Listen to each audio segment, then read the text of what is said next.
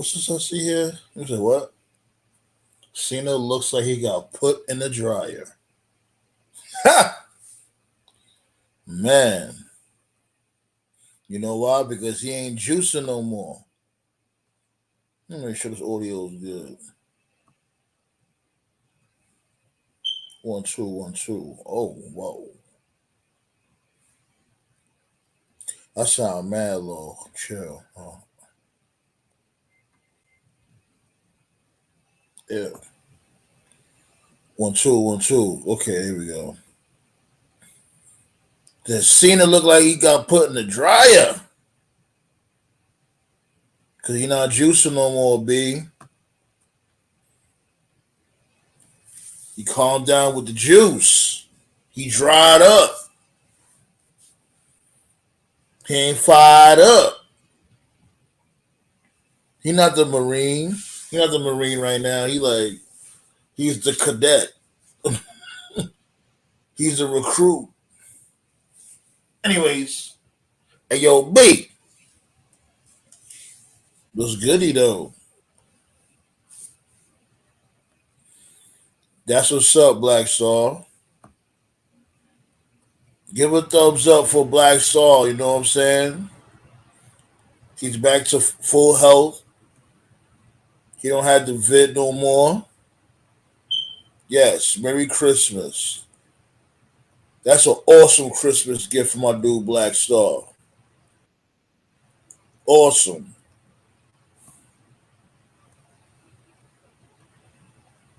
But yeah, B, Council Roundtable. Sign it back in real quick. Episode 78. Don't even fucking hate. Ain't no need for debate.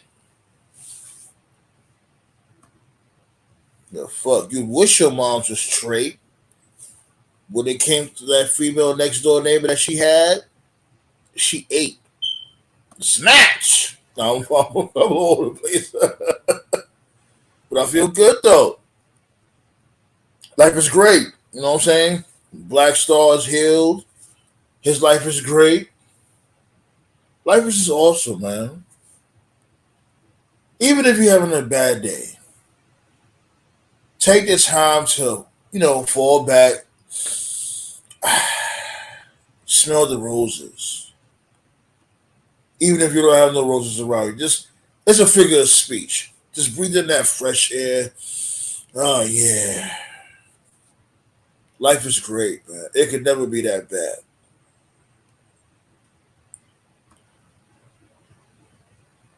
Shit. Only if you're on Mandy Rose, probably.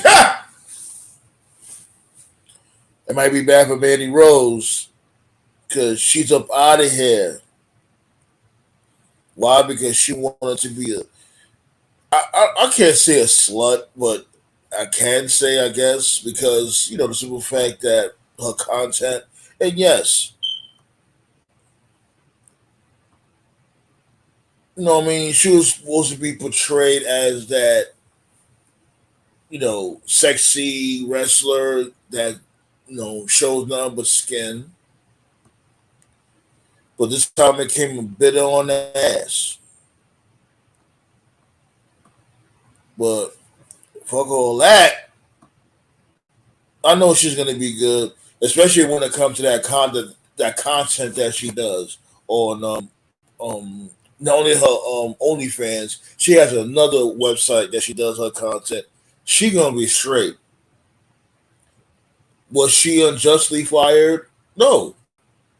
She was told by her employer, look, what you're doing is too risque. Knock it off. Take those down. She didn't want to take them down. And they warned her again. She didn't want to take it down. And then that's it. They was like, you know what? Then get the fuck up out of here.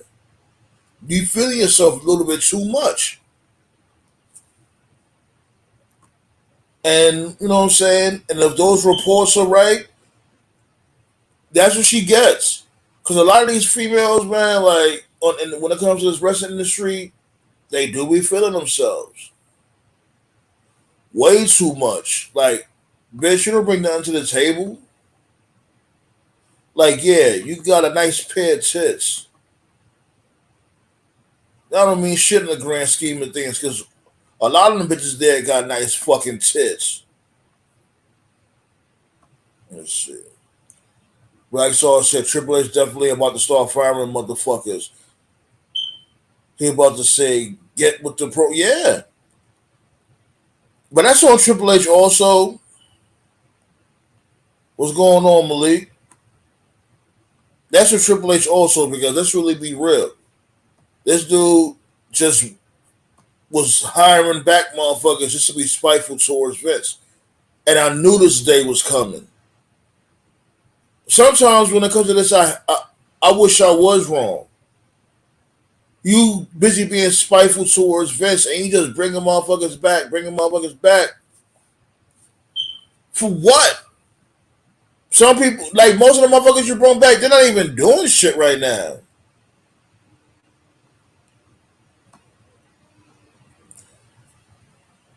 No, I'm gonna drop the link. Just give me a second. Let me cook real quick. I'm definitely gonna drop the link. Let me cook, set the groundwork, and then I'm gonna open up the floodgates. Make sure you hit that like button. You ask, oh, can you join in? That's the first thing you ask. How about like, yo, hit that like button? I'll definitely appreciate it if y'all hit that like button. Dumb wrestle that motherfucker. Can I join? Of course you can join, but hit that like button first. Let me cook. Anyways, shout out to my dude Malik though. That's my guy. Inside Wrestling. Make sure y'all sub to Inside Wrestling also. Nate, stop playing. You need to come back out with the motherfucking What If Wednesdays, B. Appreciate you. Appreciate y'all. Word up. But yeah. So all in all, I can't wait for next year. It's going to be a very interesting year for the Zoo Triple H. Hold on. I'm going to drop the link, as a matter of fact. Fuck it. Let's go. I see them lights going up. Let's go. I see them lights. Okay, that's what I'm talking about, B. Thanks for the likes, y'all.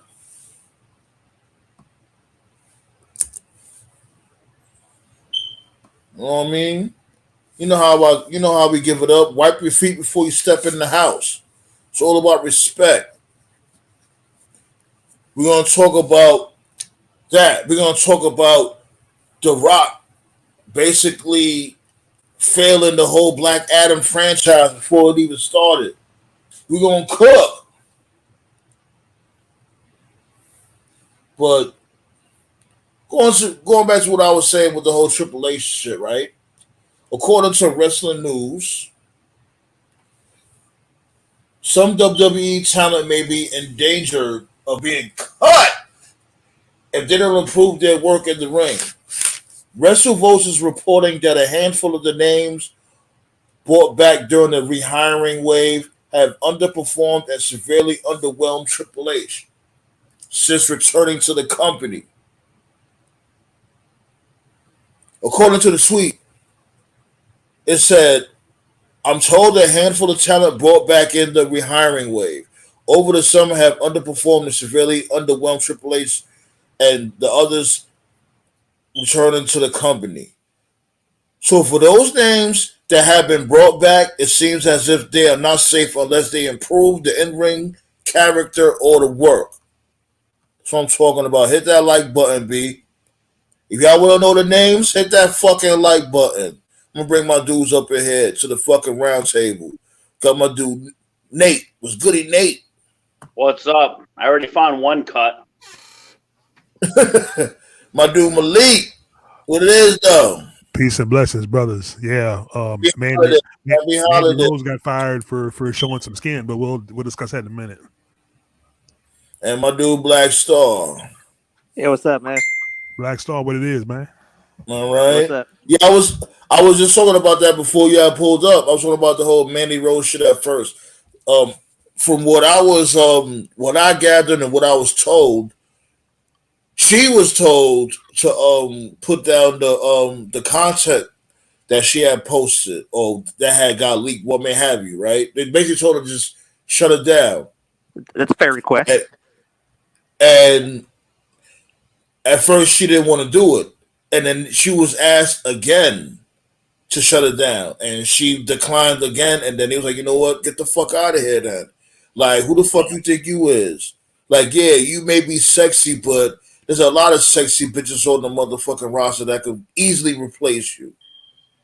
I saw a story yesterday. It had to do with Mattel, the action figures. That's what it had to do. Not really WWE. That's a fair request, though. And yeah, people, people getting shit misconstrued like, oh, she was always a sexy figure or whatever. She's always supposed to be a sexy wrestling chick. Granted, yeah. But this bitch is actually showing her tits. Only thing that was covering her nipples was water. The fuck? She was in a fucking pool. Yeah, true that. I finally found that. But here's the thing. The story I read, the same article, says she knew it was going to get in trouble, but she didn't care because the thing is, she was already making money on the side. That page has been up for a while. But as the content got racier, and so it made the so-called WWE officials nervous, as they say. That's what they said. So that's why she got released, and that's why she dropped the belt. So that can only work for so long, though. So and the thing is, I don't think Mandy Rose in the long run is going to care. She's going to land on her feet somewhere. She'll probably go to AEW. Exactly. Well, I've been hearing Impact. I don't even think she probably won't even wrestle. Because let's really be real. If she's getting more bread on OnlyFans and her personal website, why does she even need to wrestle? Nah, she could just walk around. She could just walk around butt naked without even injuring her body, and get way more cake. And she could easily get a job in porn, obviously, or be a valet or a manager or something. Doesn't really have to wrestle. I found her main site that they talked about. I found a link in the article. You know what she charges for subscriptions? $30 a month. $30 a month. Holy crap! Yeah, she's smart. You know how smart that is? That's mad cheap. Oh, yeah, and you get to see her in the nude. Well, the thing she's is, smart for doing that. She's like, okay, she know these wrestling fans. They think she's attractive. She is a very attractive woman. Yeah, wrestling fans. You get to jerk off. You get to jerk off to her for $30 a month. Shit. all that shows me is there's a lot of perverts that are gonna make her rich. That's the thing. That might Jackie Chan might need that site because again his heart started for Rush Hour 4. So there you go. Shit. Can't wait. But yeah, man, she'll be all right. People trying to she's young too, right? Under 30? Yeah, like 30? Probably in her early 30s. Yeah, the oldest. Yeah. I've been hearing people going like, oh, the Usos, they were drunk driving a lot and they have to go to rehab. I was like, yeah.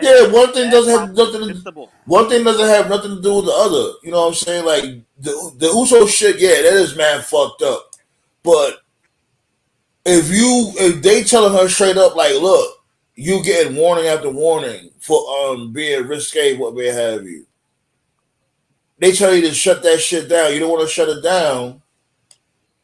First of all, you're not a motherfucking NOYE, Samoa, nothing like that. So you damn sure don't have no kind of pull. So, like what you said, she knew what she was doing. She knew she was going to get fired eventually. But I just find if that was the case, this is my thing, right? If that was the case, it's a little fucked up because it's like, okay, what about the rest of toxic attraction? If you sit there trying to get fired, did you at least tell your stable, like, look, I'm over it. I want to get fired. So, you know what I mean? Try to figure out what you're going to do with your career. I'm not going to be able to get you guys over anymore. You know what I'm saying? Like, yeah. They're already saying what's going to happen. What's going to happen with toxic attraction? The only thing is, all you do is break them up and see what happens if they go solo. Each one go solo, you know? No, they're done. They're what? No. Toxic attraction will never be the same. They like going to be the female version of Hit Row. Speaking of Hit Row, did you see Top Dollar Night with that really, really bad botch move when he went on top rope? Yeah, That was terrible. That's That was the dangerous first too. cut on Triple H is right there. First cut right there. Get him out of here. Because the thing is, right there, he could have hurt himself. I didn't even laugh. He could have hurt himself. That was dangerous. Yeah. When he I think the tried crowd to saw jump it on too. the top rope. What's his name? Top He tried to go Dollar? over the top rope off the wrestlers, and he fucked it up bad. Yeah. You got to see it. I saw it. I was like, oh shit. You talk about the work.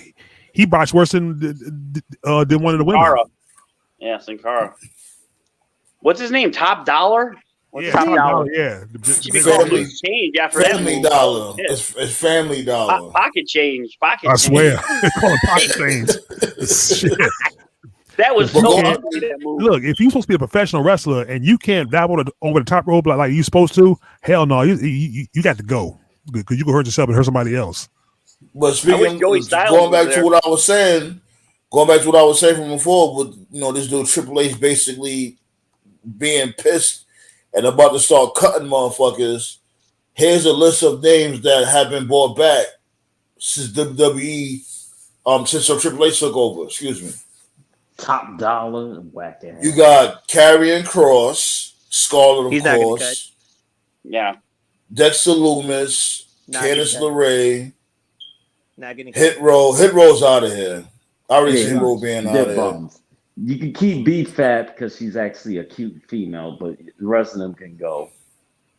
The Good Brothers, they definitely should get the fuck up out of here. They're staying. But they're not. They're staying. You're staying with Styles. Braun Strowman, he ain't going nowhere. No. Actually, Braun might be on the shit list if he doesn't shut the fuck up. Yeah, look, Oh, there's an article please. there's an article That on dude him Braun saying- Strowman say talking shit about indie wrestlers. That No, never but got look. him in trouble. There's an article on him saying he's a nice, articulate person. I'm like, oh, you kidding me? And look at this. You know what he wants to do? He wants to get with somebody. He wants to write songs and sing. What kind of For singing? what? Caveman? That's what I'm saying. Write songs? You trying to sing? Oh hell no! You got to. He couldn't even sing country. If Helen Keller was still alive, he'd probably say, "Shut the fuck up, man. You suck." You know what song he's gonna sing? Don't trust those new niggas over there. That's Nah, he's not racist. He's not racist. Braun ain't racist. Come on, man. Damn. Let's give him a little bit of slack. Shit. Nah, I'm fucking around. He just like one of them hillbilly motherfuckers that be in the backwoods. No, he could make a wrestling version of Hee Haw if he wanted to. Let's The only see. thing Strowman should be doing is the remake of Revenge of the Nerds, man. The Here go the dude's other over. one. Like here go the other ones that was Yeah, that had he got be over. brought back. Okay. The other ones that had got brought back, Gargano, of course, he ain't going nowhere. No. Dakota Kai, I don't know. Dakota Kai might be up out of here because Yeah, I saw Damage Control. Hold on the list on one version I saw. Yeah, Damage Control. Yo, Yeah, Triple H. Damage Control What was the best. was the point of Triple H even putting them together in the fucking first place? Like, you cannot blame Vince about that shit at all. That was supposed to be Triple H's pet project. And basically, he just used them. They was like the female equivalent to the League of Nations. Can I? I think I know why. League of Jobbers. No, well, Triple H, I think, was trying to do the right thing by these people. And the thing is, he's starting to see now, business wise, he may have to be like Vince and do the cuts. See, so I think. Well, that's not like Vince. Like, it just is what it is. Like, if you're a boss, you got to hire and fire people. It's just all part of the game. I think Triple H thought Bailey's star power was going to elevate Dakota Kai's bum ass, and it didn't. But that's the thing, though. How can it elevate anybody if they constantly lose? It don't matter who the fuck you are. If you lose, you could be motherfucking whoever the top star of the card. If you constantly lose, you're not gonna look like a serious threat. Yeah, but the truth is that most of his returns worked. Like it's just his misses are huge. Matanza. What up, Raheem? Because Bray Wyatt ain't doing shit, especially with the cousin Howdy. Yeah, this shit here, and you got motherfuckers like these other motherfuckers that just appreciating the storyline. Like, oh, it's a slow burn. Let them tell the story. Look, I don't give a I'm all for good storytelling, but Can this nigga Bray Wyatt get in the fucking ring and do something? You got to show their hand. Yeah, I'm kind of sick and tired. Look at this. The comeback was good. I'm kind of sick and tired of the smoke and mirrors and the magic show now and the haunting. Maybe it's is covering something. Maybe he doesn't get it in the ring. And even tonight on SmackDown, you saw Uncle Howdy come out there with LA Knight and just laugh and with the echo scary laugh, and that was it. And I was like, okay, this is bullshit. That's all he ain't do shit. And then he's hiding from LA Knight. Now, granted, that's my guy. You know, Eli Drake, LA Knight, that's my dude.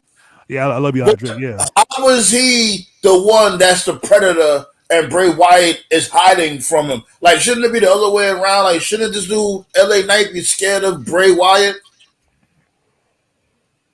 No. I don't think that's Bray.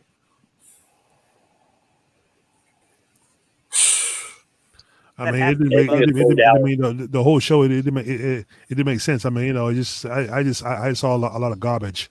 And then at the end of SmackDown, they said there was supposed to be a surprise tonight. So we got our surprise. For one thing, I thought the Bloodline was going to turn on Sammy. That's what I was looking for. But they said it's not going to be a great night for you. But then all of a sudden, John Cena pops up on the screen. Okay, that's the surprise. You're bringing back John Cena for the last SmackDown of the year. Okay, yeah. But, wow. No, but it's weird teaming up with Kevin Owens. That's a shocker. God. I was going to put some butts in the seats. You know what? It might. So they're going to phone it in. It might put some butts in the seat, and they just couldn't fucking help themselves. I know it's John Cena. Miracle on 34th Street. You spoke it up, R. You spoke that shit up. I know it's obligatory every single year. Oh yeah, dude said that's gonna put some butts in the seats. Yeah, you sound like Tony Schiavone from Nitro that night. Put some butts in the seats.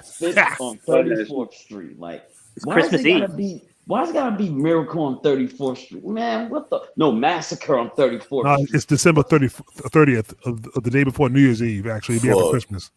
Oh, it is? Yeah, it's on it's Friday night. It's on Friday Night SmackDown, December 30th. Massacre on 34th Street. That's like equivalent to the massacre. Roman Reigns. It's equivalent to the massacre I left in the toilet after my Mexican meal. Fuck.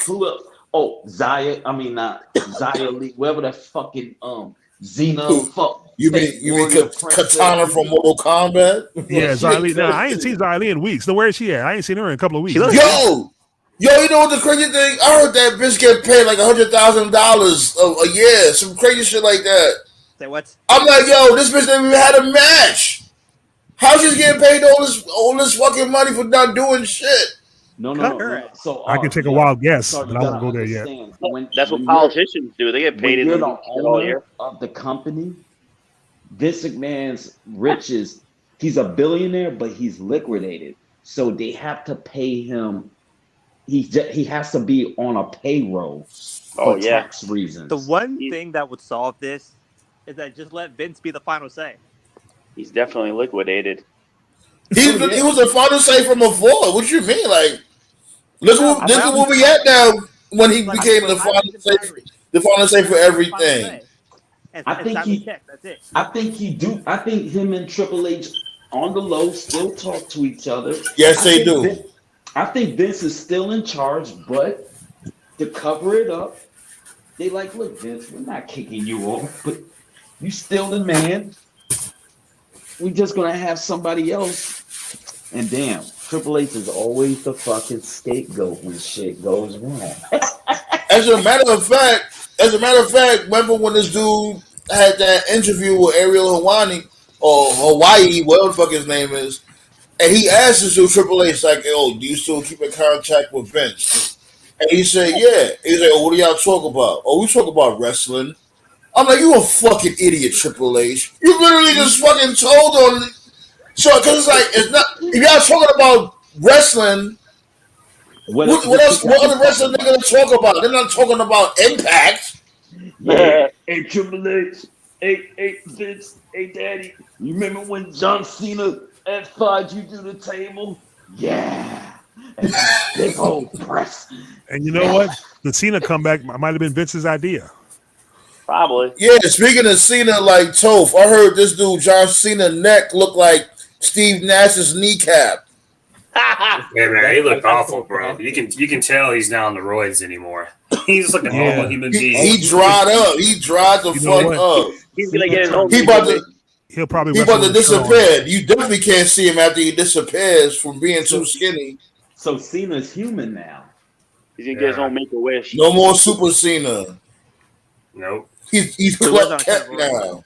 Because when he did Peacemaker, good show by the way. When he did Peacemaker, he still had that muscle body. You know, that was just last year, so he shrunk down like considerably. Like all those years are coming back way too quickly. You might be mad at me, but think about it. I just thought about this, and you actually think? Yes, I do. The fuck wow. You mean? How is this shit? What if John Cena becomes the one to knock down Roman Reigns for his 17th no. You trying to make the internet burn down. They already did that, bro. The IWC will burn down to a crisp. What better way to burn this shit down than to have him win it? Nah, bro, they already did that. Not only that, not only him taking out Roman, also winning on what, number 17? Oh God. Yeah. We'll never hear the end of it. I'll gasoline myself live on the air. I'm just saying. No, don't do that. I mean, it's not that bad, but don't kill the Sammy and Cody. Don't even jinx no shit like that. That's a scary prediction. I would cheer for it. I'll go a step further. The way how he gets there is by winning the Royal Rumble. Yeah, all right. He never did the Royal Rumble. Cena's not going to be around like that, bro. I'd rather have to be honest, it should be Sammy and Cody. Semi-retired. I mean, I'd rather have a threesome with Brittany He's not going to be Griner around like that. He's got season 2 to film. Peace. He coming out with Peace. I think he already filmed the second season of Peacemaker, so he's free right now. Peacemaker is one of the few things that's safe. Speaking of that, I want to go ahead because I got the picture of The Rock today. And y'all see all that fucking bloodbath going on at DC yesterday? Jesus Christ! Yeah, yo. Yeah. So here's the 411 to those that are uninitiated. So Henry Cavill, he left The Witcher to come back as Superman, and it looked like everything was going good. He was in the post-credit scene of Black Adam, and he just posted the other day that he's done. So absolutely fucked over. Now I ain't gonna lie, I wasn't really a fan of his portrayal of Superman or his movies, but I don't have to be a fan of him to know that he was absolutely fucked. So what's going on now is the James Gunn dude. That's the director who's in charge of Guardians of the Galaxy. He's basically gonna be like they want him to be like DC's like Kevin Feige. You know, they want him to be the one that's in charge of everything. And essentially, what's going on is this dude is doing a real life Thanos where he's just doing a snap and he just wants to do a complete reboot for the DCEU. So what's going on is that they're being very disingenuous about what's going on. So they're gonna recast Superman, but like if you read between the lines, it's essentially a reboot because he said, "Oh, don't worry, we're gonna do a new Superman," and his exact words were, "It won't be an origin story." But they already confirmed the next movie, Clark will meet Lois Lane. Clark will meet Lex Luthor. Well, it's like, well, if he's meeting them for the first time, then it's a fucking. No, God, come on. We're not going to do the origin story again. So more importantly, though, if you read between the lines, you look at the ramifications of this. So it's like, wait a minute. So if you're recasting Henry Cavill, then clearly that means you're also recasting Gal Gadot.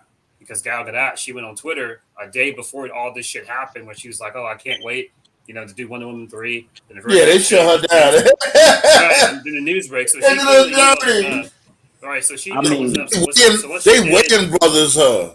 Yeah, so what she did was she probably knew what was up and she probably knew what was coming. So what she did was she went on Twitter to make a tweet hoping that the fans would sort of fight to keep her around. The Patty Jenkins chick, that's the director of the Wonder Woman movies, she fucking quit. She's gone.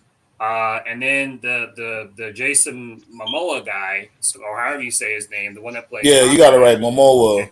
Yeah, he's that's one of the few movies that actually did make money and do bread. And he's already said in interviews that he's already looking forward to his next big project, and whatever it is, it's got nothing to do with Aquaman. So he's probably gone. And there's where The Rock comes in. So to those that don't know, crazy Rock story. So Black Adam, his movie dropped today on HBO Max. So if you got HBO Max, you can check out Black Adam. But if you go on Rock's social media, he's unfollowed Black Adam and he's unfollowed Warner Brothers. So he's unfollowed his own fucking character. It would be like if John Cena unfollowed Peacemaker. So Rock is fucking gone. And Rock was doing everything he could to bring back Henry Cavill because I think what Rock wanted was they wanted. I think what it was they wanted Black Adam to be successful, and the idea was because the post credit had Superman, so I think they wanted to do some type of Black Adam versus Superman movie. That was kind of like that was so. And we was all waiting for that. That's what we was anticipating. Like, okay, Superman linked up. I mean, Superman. You know, they had to face off him and Black Adam. Like, okay. Yeah. It built an anticipation. But hold on, I got this this article right here from I think it's TechCrunch. According to TechCrunch, this one about the Shazam spinoff was praised by some. Many critics and fans were let down by the movie. NPR's Glenn Weldon called Johnson's performance underseasoned, damn, and ponderous. IndieWire, yeah, and it wasn't that bad. Like Jesus, he buried him. I thought it was awesome, but it was good. I liked it, but hold on. IndieWire reporter David Ehrlich preferred to Black Adam as a lifeless spectacle and called the character a cheap photocopy of one from Gotham or the Marvel Cinematic Universe. Also, Black Adam performed poorly at the box office, earning $400 million worldwide against a $195 million budget, which doesn't include marketing and other costs related to promotion and distribution. However, Johnson disputed claims that Black Adam will lose between $50 million and $100 million. In a tweet, Johnson cited financiers saying Black Adam will net between $52 million and $72 million. There's some hope for Black Adam to do well now that it's streaming on HBO Max for its million subscribers. Plus, the movie is making its streaming debut over the holiday season, which could strengthen its chances. To hear the truth. Right. Yeah, you can own it on digital in a few days here. But in my opinion, I'm sorry. As what y'all said earlier, I saw an article where somebody said that The Rock, I think, lied about the numbers where he was trying to make it look like it was successful that it really was. And I said, oh, my boys in the Council Roundtable, they were right. Black Adam did underperform. Thing is, when I saw it, the special effects were awesome, the act was awesome, the story was awesome. But like I said, I liked it.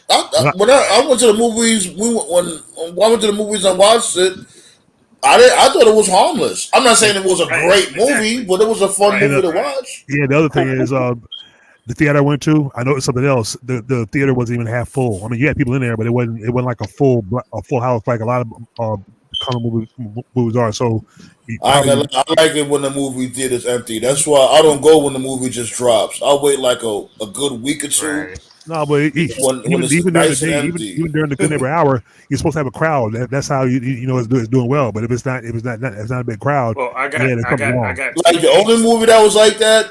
The only movie that was like that, like 2 weeks after it came out, was that last Spider-Man. That when they had the 3 different Spider-Mans. I've got the name of that Spider-Man.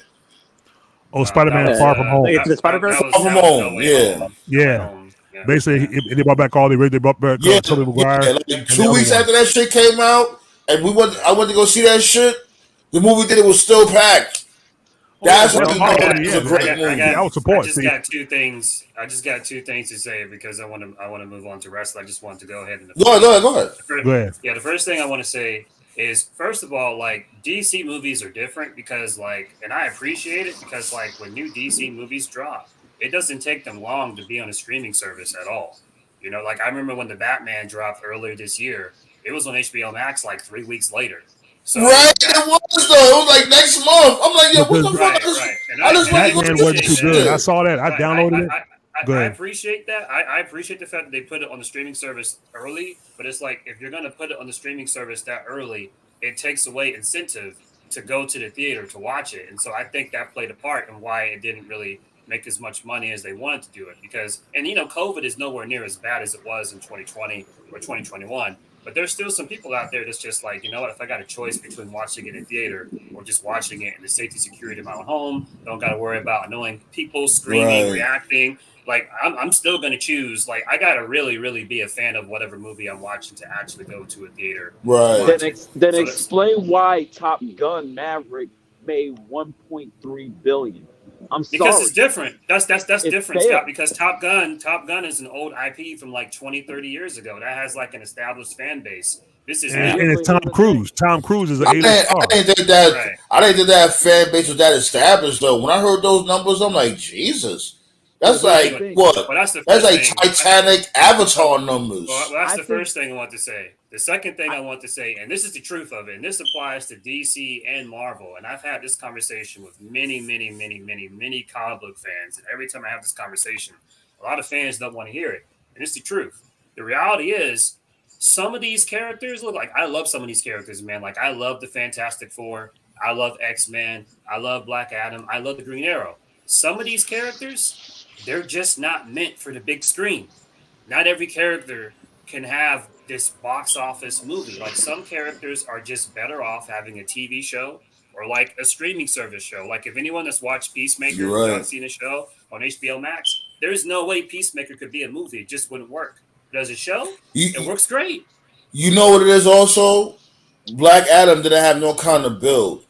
A lot of superheroes from before, they had a build, they was like featured on a previous movie. Yeah, and a like post credit scene all the time. Yeah, right. Like Black Adam is a cool character, but like the vast, but let's be real here, and I'm not trying to insult us. Like, I've noticed that most wrestling fans are also comic book fans, and I've noticed that most wrestling fans are also video game fans because they're all very similar.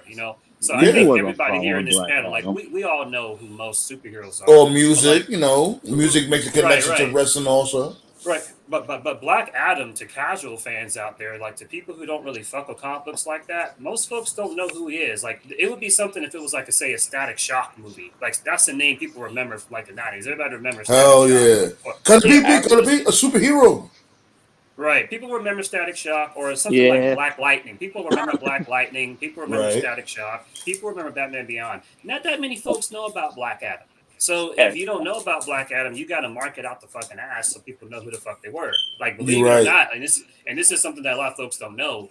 When Batista came back to WWE in 2014, he actually wanted to advertise the Guardians of the Galaxy movie. And if you go back and watch his run, where the fans booed him, they didn't even mention he was in Guardians of the Galaxy. And believe it or not, most casuals, they didn't know about Guardians of the Galaxy. Guardians of the Galaxy, they were like D-listers, So Triple H. Some people didn't even know that was Batista at first. Right. Some people didn't even know that was Drax. He pitched some people didn't know Drax was Batista. I kind of knew right away. Right. Batista, he pitched to Triple H like, "Yo, man, let me advertise the movie," and they said no because they thought it was gonna flop. Because at the time, like in the grand scheme of the Marvel universe, people didn't know what Guardians of the Galaxy were. But the movie came out and it was great and it blew up. And now everybody knows who Guardians of the Galaxy are, but that's because they fucking advertised the movie really well. It was really we got part 3 coming out now too. I saw the trailer for it. Oh, word? Yeah. Nice. Yeah, the trailer's out. Oh, look, but going back to Black Adam for a second, the post-credit scene with Superman. When I saw that, the way he spoke to him saying, "We should talk, Black Adam," it's been a long time since someone made the planet nervous. The way I took that was no. Look, here's the thing too. Like they said that. Okay, can I finish my point? Go ahead. My bad. Go ahead. No, what I was saying was that the way it sounded, because like I said, he showed up right after the little digital video message from Waller, the threaten. So it's either a challenge or in the movie, I took it as maybe a sign for Justice League 2. Maybe he'll show up in Justice League 2 as either an ally or an enemy. Or, I thought it was going to be a straight up, like Black Adam. When on the second Black Adam, they was going to go to war. Only Superman and Black Adam. That's what I thought was going to happen. Because it's not going to happen. Remember what this dude told just said? What I just read. Yeah. They about to shut it down. The thing I don't understand. Hold on. The thing I don't understand is that they did make that they made over their money. You know what I'm saying? They hold on. Let me go back to how much they made. Like the budget was what? Let me see the budget. Well, the Rock funded the movie needed to make, from what I heard, the movie needed to make somewhere around $600 million to break even, more or less. Yeah. And they only got about half of that. They got about last time I checked, it was like $330 million. They like it was close. The budget was close to 200 mil. Right. 195 mil, and it made 400 mil. So it doubled. Whose fault is that? Yeah, but then you got to promote the movie too. Why you got to make the movie so damn expensive? Why? Right. Exactly. Come on. You know why the movie costed so much? Because The Rock was working on this movie for years. Yeah, he was. That don't mean, but it was too over the top. Look at the old school movies. I like that movie. Some of your greatest movies were with a lower budget. That's true. Terminator. Shit, look at Blair Witch Project. There we go. Yeah. Right. All they had was a camera. That's it. What also hurts DC going forward is because essentially what's going on is it's damned if you do, damned if you don't. First Friday. What James Gunn is doing. James Gunn is basically he's rebooting everything. So to the fans out there that the Snyderverse stuff, you're alienating them because you're basically saying fuck you to them.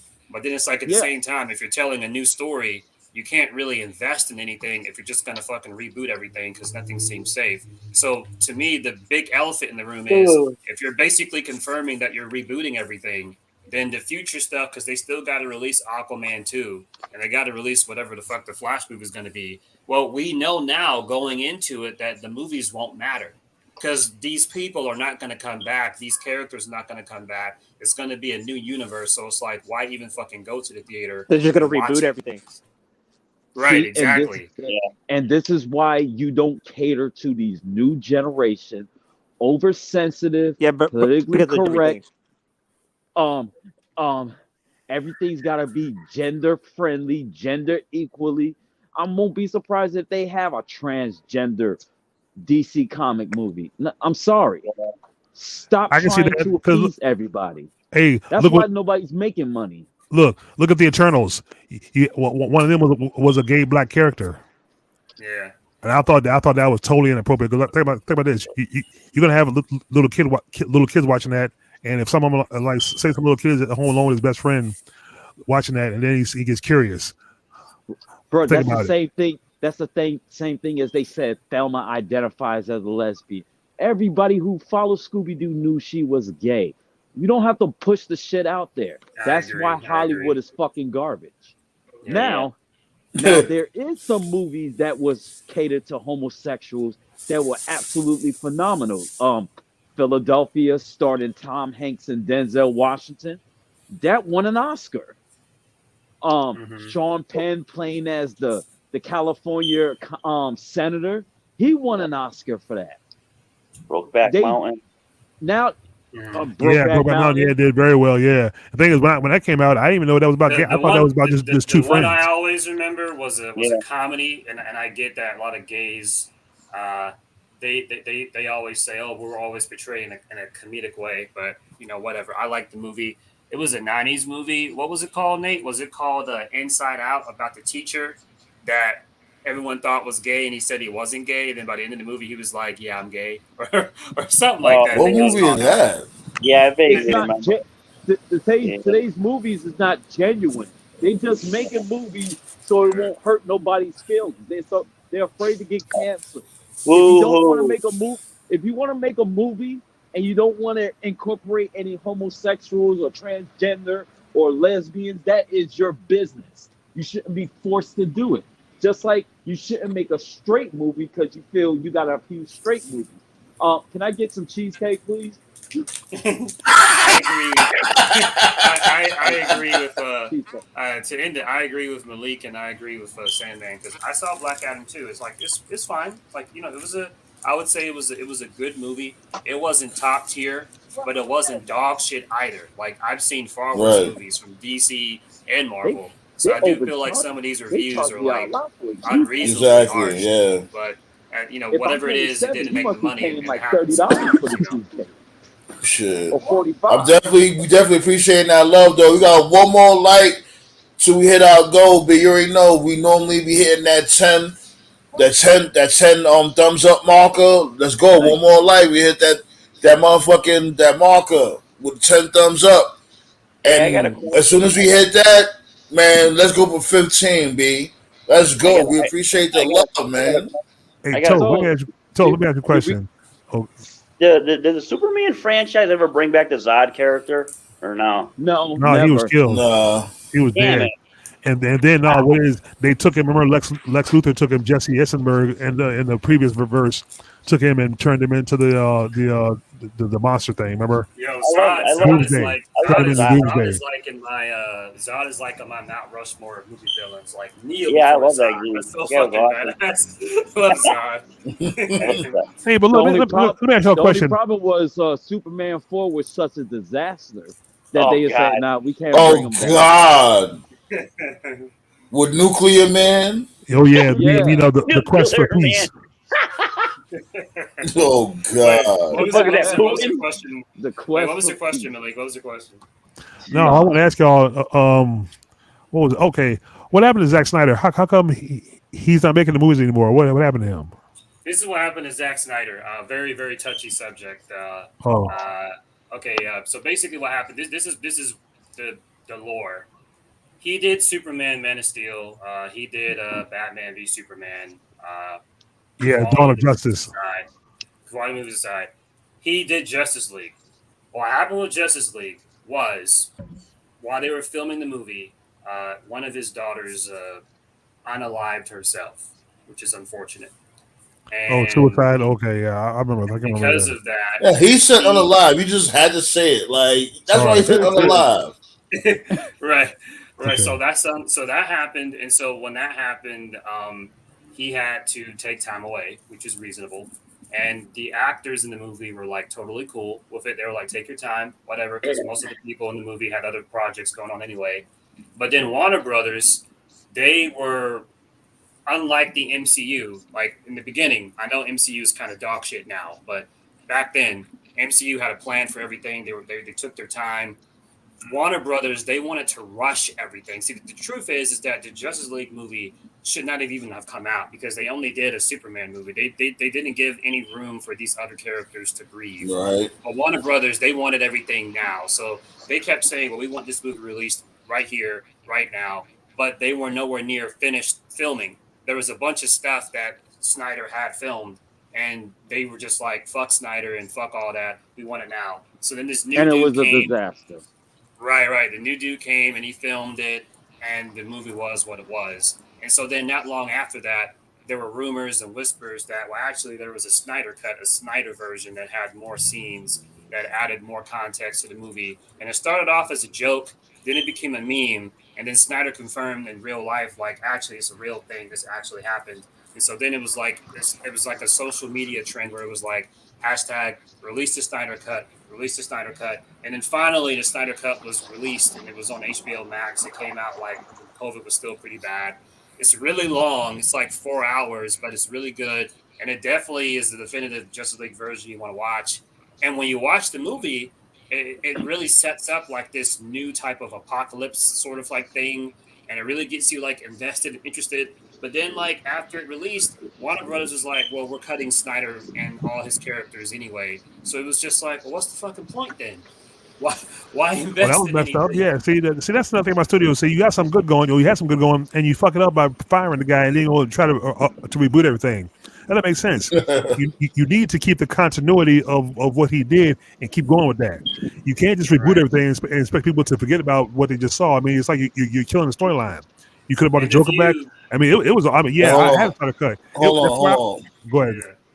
yeah, Manny God was saying that he don't really rock with Mandy Rose, but I'm gonna say those picks were very nice. Worth her being fired, laughing out loud. Wow. Okay. Whatever. Well, that's stupid. She's foolish. I don't know. Like, when people are saying that she's getting paid more from doing what she's doing, And you got to think of it like this: if that's the case, yeah, obviously, then good for her because she don't have to worry about traveling all the damn time. She don't have to worry about putting her body in danger. All she got to do is walk around like a slut. Her Let's office be real. is her bedroom. The only That's reason it. why she created that OnlyFans because she knew she was mediocre as a wrestler. Let's keep it real. That's the only Like reason. 90%, like 90% of these bitches is mediocre in the ring.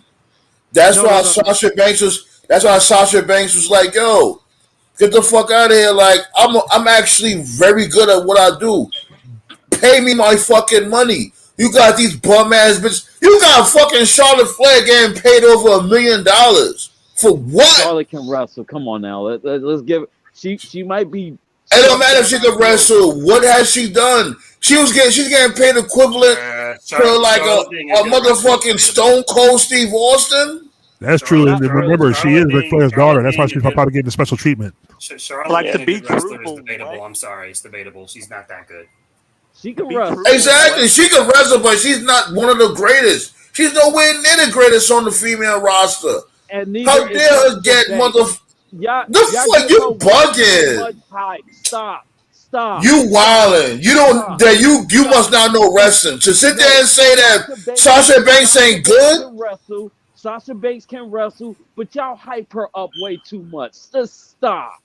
Because she deserves it. She makes moments. I get it. Come on, Nyla Rose gets $2 million. All that shit, but she's not that. Are you serious? Nyla Rose gets $2 million for what? Wrestlers. And she's not even on the main show. She's on the YouTube show almost all the time. She's not one of the best rappers. She's just wrestler. She's just a cute, very attractive woman who's very talented. Y'all just like her because she goes against the grain. That's why people like Sasha. That's one of the reasons. No. That's one of the reasons she knows her worth. Yeah, she got bigger balls than most of the male wrestlers that's in the fucking industry. Yes, that's one of the reasons I do like her. And she knows her worth. A bad reputation. Sasha could sell merchandise, draw viewers, and she has crossover appeal. She's a win-win. Exactly. She's actually talented. I've said it for years. Of the four horsewomen, Sasha is easily the best one. Yet for whatever reason, was never booked like she was. So that's what it really all comes down to. Because, like I said, Charlotte, she's not a draw, never was, and I've talked about this several times. No matter how many times you push her, she's never been a merch draw. She's never been a ratings draw. She's never been a live events draw. She hasn't. Now, Becky, when she turned and when she was doing the whole demand thing, she was a merch seller. She was a ratings mover. People were coming to live events to see her. Bailey is debatable how much of a draw she is, but Sasha is not even close, and she has crossover appeal. Not to mention Sasha she's got the only a bad chick. attitude. Come on. So does Charlotte, bro. Charlotte fucking threw a belt backstage. All of them have bad attitude. Who cares? So it's okay for her to have a bad attitude? No, I'm just saying, who cares that Charlotte has a bad attitude? All these women have bad attitudes. PMS. I thought this dude Scott said who cares that she has a bad attitude. Charlotte, look here. Charlotte has a bad attitude, but at the end of the day, when they tell her to drop the title, what she do? She drops the title. She can't help that. And then she gets it right back. She gets it right back a couple of weeks later. Yeah. Well, I'm about to use a quote that Triple H used. They was like, why John Cena got the title so much? Because hate it or love it, people wanted to see John Cena get booed. They was there to cheer him. They was there to boo him. Also, John Cena also always had a good attitude. He was always putting the company before him. Sasha Banks hasn't even wrestled longer than any of them. And I'm sorry, she wants everybody to kiss her ass like she's royalty. Girl, you're not royalty. You still gotta put in the work and not bitch about every fucking thing that doesn't go your way. You really think, if anything, you know who should be bitching the most in WWE? Dolph Ziggler. Oh God. Who's probably their most talented wrestler on the roster. And he got shitted on. All right. Perfect example. He should be doing that. Yes, you are totally right. But what does he do? he takes it right up the fucking ass and asks for extra lube. He I'm screwed it sorry. up, The man. fuck out of here. That's Could've- that's my fucking point. That's exactly my point. Like this dude, I remember when this dude contract was up from before. What was it like 4 years ago? We joked about this. Nate and I joke Yeah. about it all the time. The Young Bucks were on Twitter, and this was before AEW was even a thing. They were on Twitter, and when the rumors about Ziggler's contract were expiring, they were tweeting at Ziggler asking him, "Yo, Ziggs, what's your shirt size?" Because they wanted him to join the Bullet Club. Yeah. And this was and Ziggler, he was always very passive aggressive in interviews about how, man, they're not doing shit with me, how they can use me better, blah blah blah. And professional wrestling, there's two types of wrestlers, and we've seen it before. We've seen it from it's a tale as old as time. You have the wrestlers that bet on themselves, and then you have the wrestlers that decide, you know what, I'll just take the fucking Play it paycheck. safe. And that's Ziggler. Play it safe. And I've said for years, there's absolutely, like, when you look at everything that Cody did, like when he left WWE and he went to Impact and he went to Ring of Honor and he went to New Japan and he was a big part of AEW. And I've said there's no reason that could have been Ziggler. There's no reason. Like, all of that could have been Ziggler, but it was Cody because Cody decided to take a chance on himself. And Ziggler was like, nah, I'll just take the paycheck. And we've seen it before. And that's basically, check it, that's basically what Sasha Banks is doing now. Yeah, I'm going to keep it real with you. The only reason why Cody Rhodes is as big as he is because he's the son of a legend. Ziggler does not have that. I'm sorry. He doesn't have that. No, but he had the fan. He didn't have at that time, Ziggler was fire hot. Very hot. Everybody wanted him to go cross seas. Everybody was like, nah, get the fuck out of WWE. You hit your ceiling. It's time for you to go and expand somewhere else. But he wanted to play it safe. His name wouldn't carry like how Rhodes carried. You look at him. What do you guys just what up? All right, for instance, if Dolph Ziggler would have went to Japan, you think he wouldn't have been popping out there? Oh, it would have been good. Who cares about Japan? Really? Oh, geez. You wildin'. Me personally, I don't give a fuck. But when it comes to those real hardcore wrestling fans that be paying that bread, yes, he would have been a big star out there, and it would have mattered. Because if he'd have went out there and made a name for himself, and then came back to WWE, his stock would have been much more better than it is now. Guaranteed. If AEW was around 5 years ago, I think Ziggler would have left.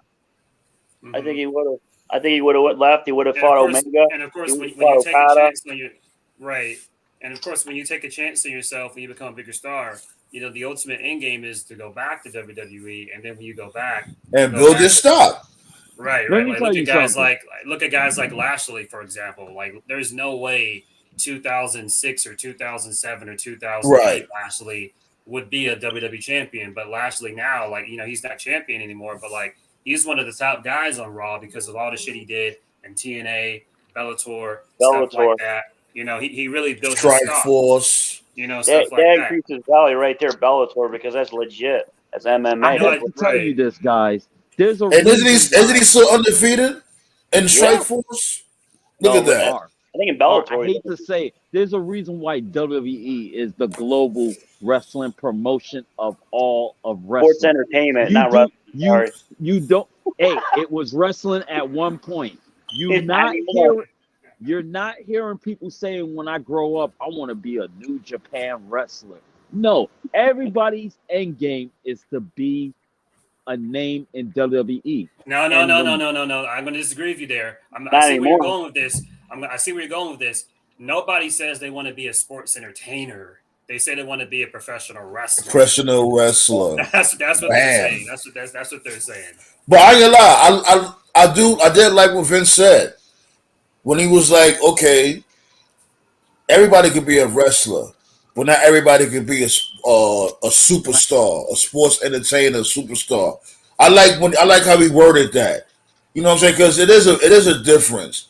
Because would you consider Stone Cold a pro wrestler or a WWE superstar? He was a hybrid. He was both. What happened was he broke his. After the Owen shit, he became more of a sports entertainer because he could go. He was a great wrestler. Yeah, he was a hybrid. Everybody said Right. like when he was in WCW, everybody was raving about this guy from Texas named Stunning Steve Austin. He had the look, he had the physique, he had the charisma. If it wasn't for the fact that he didn't get injured, he probably would be dubbed as the greatest wrestler in wrestling history. But that Right. injury slowed him down. So when he got to the WWE, he got his name off the work. What I'm trying to say is this: people don't grind out just so they can be with New Japan Wrestling. The end game is WWE. Because here's the thing: if you don't go to the WWE, you will not get the fame or the money. I don't care what anybody say. The US dollar is still the most global dollar in the world. If Bret Hart never left Canadian wrestling, I mean, if they never would have brought out, Bret Hart would never be the name that he is today. Say what you want about Vince McMahon, but when Vince McMahon sees something in you and he believes it, he's gonna make you a bigger star, and you're gonna make bigger money that you're ever gonna make before. I see what you're saying, but I can't fully agree because, like, you gotta understand, like, you can make a lot of money in Mexico, and you can make a lot of money in Japan, and there's a lot of wrestlers that have that are considered legendary despite never ever stepping into a WWE ring, like ever. As an example, Jushin Thunder Liger only appeared in a WWE ring one time, and he's one of the most iconic cruiserweights and mass wrestlers of all time. Everybody knows who Jushin Thunder Liger is, and he was never in WWE. He just made Yeah, that one takeover appearance, and like that was it. What about the Yeah, Great or Muta? look at Ultimo Dragon.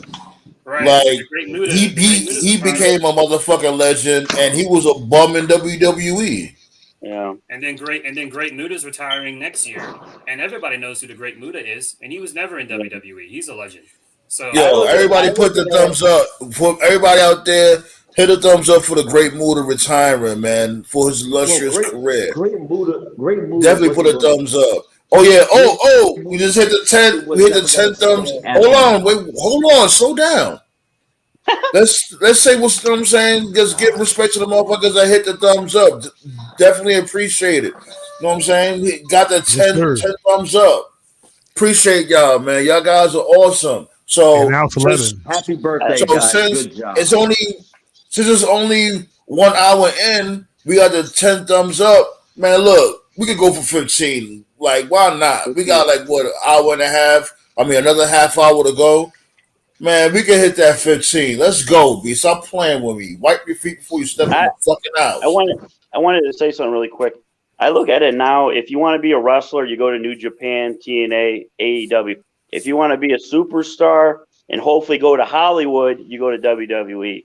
You know, the hopefully for crossover because that's all it seems like. These guys want to be crossovers, the men and women. In You know what it WWE, is you don't though? see Moxley on WWE, TV. like Yeah, WWF, WWE, it used to be a feeder system for Hollywood.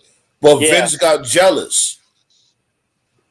So Vince didn't want too much motherfuckers going to Hollywood because he feel like once they go into Hollywood, they're not gonna need WWE anymore. That's the bitch in him.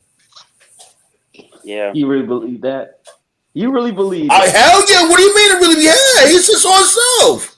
he's He said scared of he don't wrestling want. even He probably. said he don't want no one bigger this than is a what happened, bro. company. No, Bro, Sandman's stop. right. You're This is what happened. I capping. told the story You was are made capping. several times. What happened was it was the NWO. The NWO fucking traumatized them because it all goes back to the NWO, the current state of WWE. It goes back to the NWO because what was so devastating about the NWO was his own weapons were being used against them because Scott Hall, Razor Ramon was basically just Scott Hall, and Diesel was basically just Kevin Nash. They were not playing characters. It was basically just they took their personalities and they just basically blew it up times 1,000.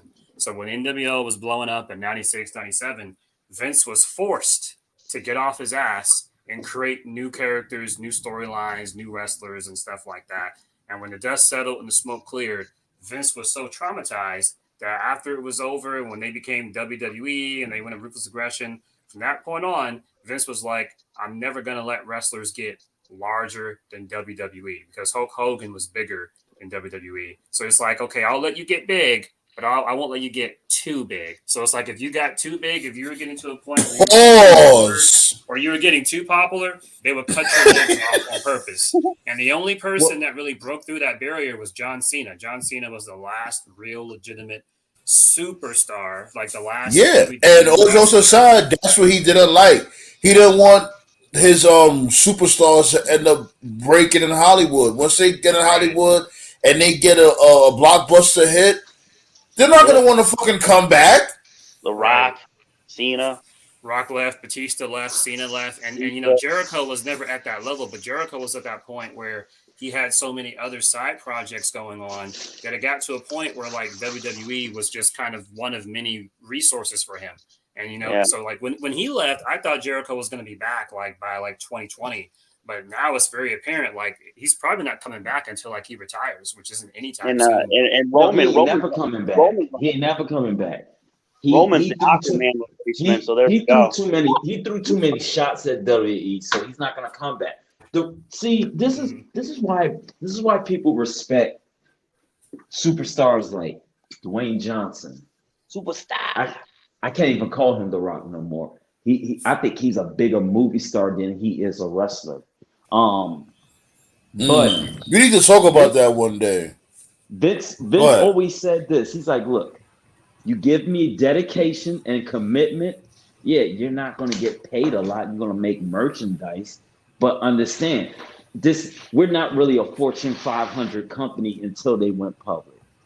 You give me dedication, I guarantee you, I will make you a living legend. And this is what happens. The Rock. You're going to be calling The Rock the commander in chief in 2032. So Bret Hart would be under that same category, but Bret Hart did it to himself. Bret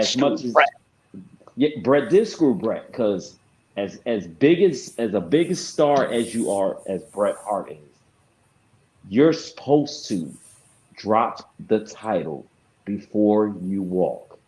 And Bret thought that Bret really started smelling his shit. Bret felt like he was the reason the WWE got back on his feet, which Bret doesn't even realize when he was champion. Bret's problem was he didn't want to drop it in Canada. That's the only thing. He didn't want to leave the country. That's disrespectful, man. He's an idol in Canada, you know.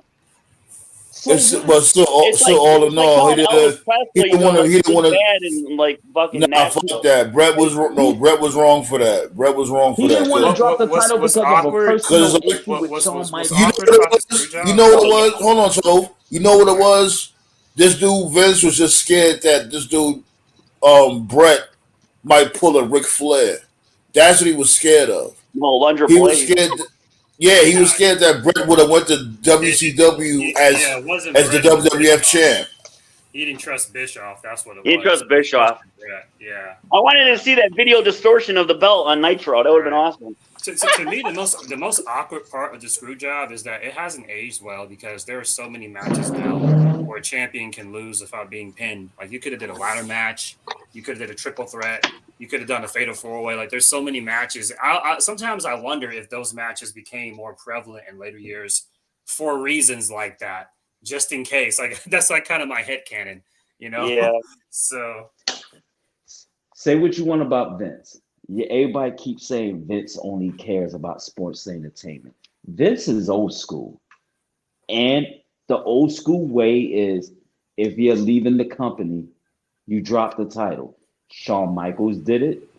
He dropped it and allowed Mike Tyson to knock him the fuck out. That's the only time he did it, by the way. Don't leave that out. He had no choice. Don't leave that out. He ain't want Bum to take it to beat the shit out of him. Right. No, you know what? I'll tell you why Undertaker did that. After what happened with Bret Hart, he wanted to make sure that you dropped that title. Undertaker didn't have to lose his second WrestleMania match to Roman Reigns. No. But he did it. What I'm saying is this. People give Vince McMahon a hard time, and I get it because Vince McMahon is easy to hate. I fucking love the guy. You know why? Because Vince McMahon took something that was WWF wasn't even. I won't even consider them a territorial wrestling company. They was a wrestling company based out of New York who was barely making it, and he betted on himself, meaning he took all his money that he had, and it wasn't a lot, and he betted on one show. You damn right, and he made it a success. Hulk Hogan wasn't who he was until he got to the WWE machine. Macho Man wasn't who he was until he got to the WWE machine. What He hurt was. Vince McMahon? No. He wasn't Macho Man Randy Savage. He He was was Macho Man, bro. Have you seen his AWA shit? He was, the yeah, he same. was always Macho Man. He was the same. It's just that when he went to, he was a He had bigger the platform. machine. Yeah, he had the Scale. WWE machine behind him, but he was the same. Now I'll give you Hogan though. I'll give you Hogan. Here's the what thing. Hogan did was Come on, grimy. Scott. You already know what time it is, Scott. No. Yes, What Hogan we did all was love. grimy. We all love. Hold on. We all love Vince because what he basically created. He created a lot of our favorite heroes coming up. But let's really be real. As time went by, he started doing some spiteful, dumb shit to basically try to hurt the business, or not only that, kill them. Let's really be fucking real. Him and John Cena crippled the fucking business. Yeah. Yeah.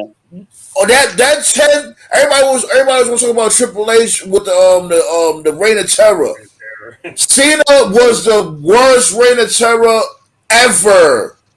I agree with that. All the motherfuckers that he buried, they could have been either real top 10 mid carders or heavyweight champions now. Cena, I'll even go as You, far as you this. really want to go there, Art? Cena Yes.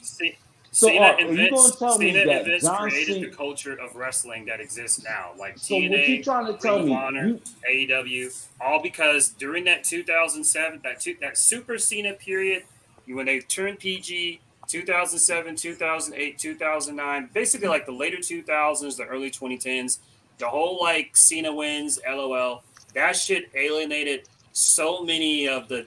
I know people roll their eyes when you hear this term. The 18 to 35 demographic. That was when so many of those fans left WWE. Yes. I'm one. Never came back, and I'm one.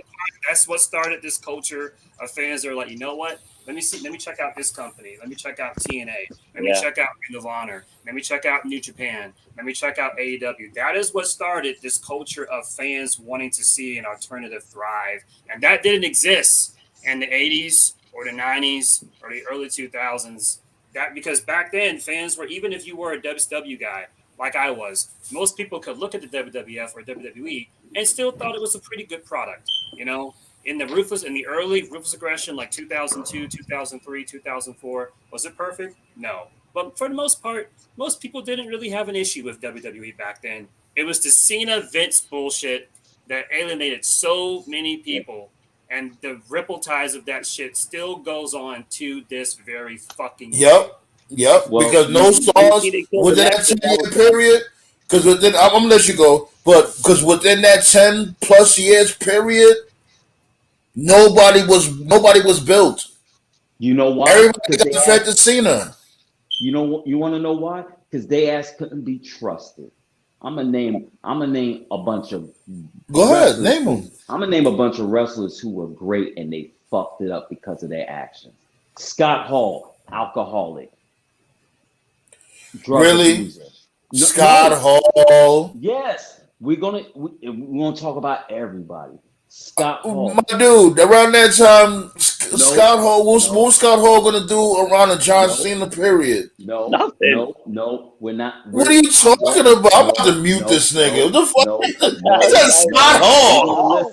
You're gonna listen. Because everybody that you go ahead. get a shot, they fucked it up on their own. Go ahead. Scott Hall is already a wong. Let's forget about Scott Hall. RVD. What his dumb ass do when he won the title? Gets caught at a Canadian border with drugs on him and gets arrested. Bad publicity.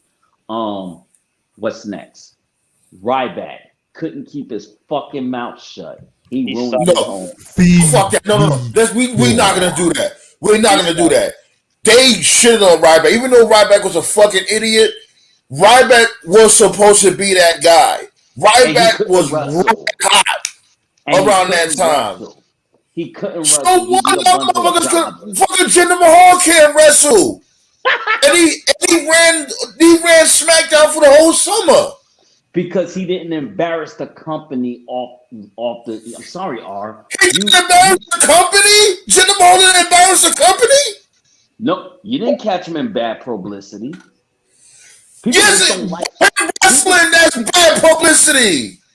People just didn't like Jinder Mahal because he started off as a 3-man band. That's why they hate Jinder Mahal. Don't gender the juice. That's why they hate Jinder Mahal. No, man. Come on. What it really comes down to, and it was Nate that actually opened me up to it or woke me up to it. What it really comes down to is the reason Vince had such a fucking hard on Cena was because he was the first top guy ever in the history of WWE that didn't have any kids and he wasn't married. Yep. When you don't have any kids, you're way more free, you're way more lax, and when you don't have a wife, you're basically more open to do everything. Because if you look at every top guy that WWE ever had, whether it was appreciate that, Tim. Thanks for the like. Or Hogan, or Flair, or Warrior, or Savage, Brett, Shawn, Austin, Rock, all of them were married. At some point, they had kids or whatever. And at some point, no matter who you are, you want to take time off to be with your wife. You want to be with your kids, your mom, your dad, whatever. You didn't have to worry about that with Cena. He didn't have any kids. And he didn't have any kids. And for most, I know he did marry his childhood sweetheart eventually, but for most of his run, he wasn't married. So he was basically just a single guy. So he was free. And when it comes to that, like that instance right there, I really don't blame Vince because you got your golden goose. You know what I'm saying? You can rely on him, and you know what I mean. He don't get injured a lot. He's always on the road. He's loyal. Cool. That doesn't mean you have to fucking bury the whole damn roster. Yeah. Right. Dude, Cena killed the Nexus. Mark Henry should have won the world title. Nope. Goodbye, Mark Henry. Gone. Right. What else? Alex Riley, goodbye. Who else? Yep. Mickey James. I'm going to steal your woman. Mickey James. Come on. The list goes. Oh, Rusev. Here we go. He's red hot. Goodbye. Goodbye. Ray Wyatt. Goodbye. Goodbye. Dude's worse than fucking Jason Voorhees. The body count continues with Cena. Nate, let's go. Talk to him, Nate. Come on, man. You're going to make me choke on this cheesecake. Because you know it's true. It's so, man. Like this dude, they ruined the rest. That's why the rest of the business is like how it is now. It's because of Cena. A lot of motherfuckers really forgot about that shit. As soon as he buried the Nexus, I was out for a few years until Punk got hot, and then I'm like, okay, yeah, really gonna blame it all. Look what they did with that. Look what they did with that shit. Crazy. They shit like fucking Cena. Like they treated him like a fucking. A Lunchable, you know when Lunchables have the sections in the lunch tray? Yeah. One piece went to Cena, one piece went to Kevin Nash, other piece went to Triple H, other piece went to motherfucking Alberto Del Retard. Yeah. Are you killing me? I really told one of my jump offs I was gonna get off and watch some TV just for this shit. You are something else. You know that? I appreciate it, man. I appreciate you joining the roundtable. You guys are awesome. How you gonna blame it all on John Cena? Don't blame It's a truth. He fucking actually went into the bathroom one time and said, "Hey, JTG, remember your little sunglass deal? Well, that's off." Yeah, he buried a lot of motherfuckers. It is what it is. Cena holds. And then here's the thing. I got you right now, Tove. And then when he tried to make amends and try to start putting motherfuckers over, like doing like the US title open, it was already too late. The damage was done. Right, the damage is done. Even when they beat Nexus, Jericho and Ed said, "You know what? Nexus should have went over." Oh, you know what? You're right. Too late. Damage is done. Right. See, to me, that's what really that story right there. That's where you do hold Cena accountable because the story implies that Cena could have had the finish changed. But it wasn't changed because it was his fucking idea. And so that's why it's like a lot of fans will always try to defend it and say, oh, well, We don't know what goes on backstage. Like, listen, I don't give a fuck, okay? If you're the top guy of a company, okay? Like, if you are the legitimate top guy of a fucking company, you do have fucking say and creative. You mean to tell me, because if you mean to tell me that Cena didn't have say, then you're also saying Hogan didn't He have did. say to Bischoff in WCW. You're saying Shawn Michaels didn't have say when he was the top guy. I mean, that's just ridiculous. Of course they have a say. A top guy always has a say. You know? Right. So. Yep. Go. Whatever. No, like, you know what I'm saying? For Umaga. When Umaga was red hot, he was supposed to beat this dude for the strap. What did he do? He ripped off the top rope and choked him with it. Right. For me personally, the worst thing that Vince always will have done, like when it's all said and done, when he's gone, when someone asks like, "What's the worst thing Vince ever did?" For me, the worst thing that Vince has ever done is he took certain words, and there's absolutely nothing wrong with them, but he made them dirty words. Like the term diva is dirty. There's nothing inherently wrong with being a diva. But because WWE treated the Divas division like absolute dog shit, people hate that word. You know, there's nothing wrong. Like what Scarlett does, like Scarlett with Karrion Kross. Scarlett is a throwback. She's like Sensational Sherry, Miss Elizabeth, Woman. You know, like that's how chicks used to be. How a manager's supposed to be. That's Scarlett. Right. Scarlett is actually how a female valet / manager is supposed to be like. Right, but it's like now the generation of fans now it's like, okay, she's cool and all, but like when's she gonna wrestle? You know, they don't like that, and that's Vince, because Vince made it such a dirty term that fans now they don't when they see a legitimate diva, they see it as a bad thing. It's actually a good thing because it makes you stand out even more. He also actually had a house show. That's crazy. Don't blame that on Vince. That's what the women wanted. They didn't want to be back. We're wrestlers. All right, go ahead, fucking wrestle. Now, I'm not even an AJ Lee fan. I was never really into AJ Lee like that. Even she fucking exposed it. You know, I remember on Twitter it was fucking trending at the time because it was the Divas matches were going like fucking 30 seconds every week. People were doing Diva stop clock match. They were doing Diva. People were doing Diva stop clocks because that's how short it was. People were literally leaving, getting a beer, coming back, and the fucking match was over. And AJ Lee called it out on Twitter. And Steph, what was it? I think Vince McMahon was like, what was it? It was hashtag give Divas a chance. Yep. Give Divas a chance. And then Vince McMahon replied, but he was saying, we hear you. And then Stephanie tried to say some shit about, oh, you know, the ladies do this, ladies do that. And then AJ Lee called her out. AJ Lee was like, oh, really? If we do this, and how come we only make this much? How come we do this? And blah, blah, blah, blah, blah, blah. And then not long after that, that was when you started seeing them slowly phase out divas. Slowly, they started taking women's wrestling more seriously. What was it they called it? Hashtag Women's Revolution and all that. The Women's Revolution, right. And that's when it was born in NXT, like with the whole who was it? It was Bailey and Sasha Banks. That's when the Women's Revolution really started. And the takeover. I forgot what takeover that was. I think it was Brooklyn.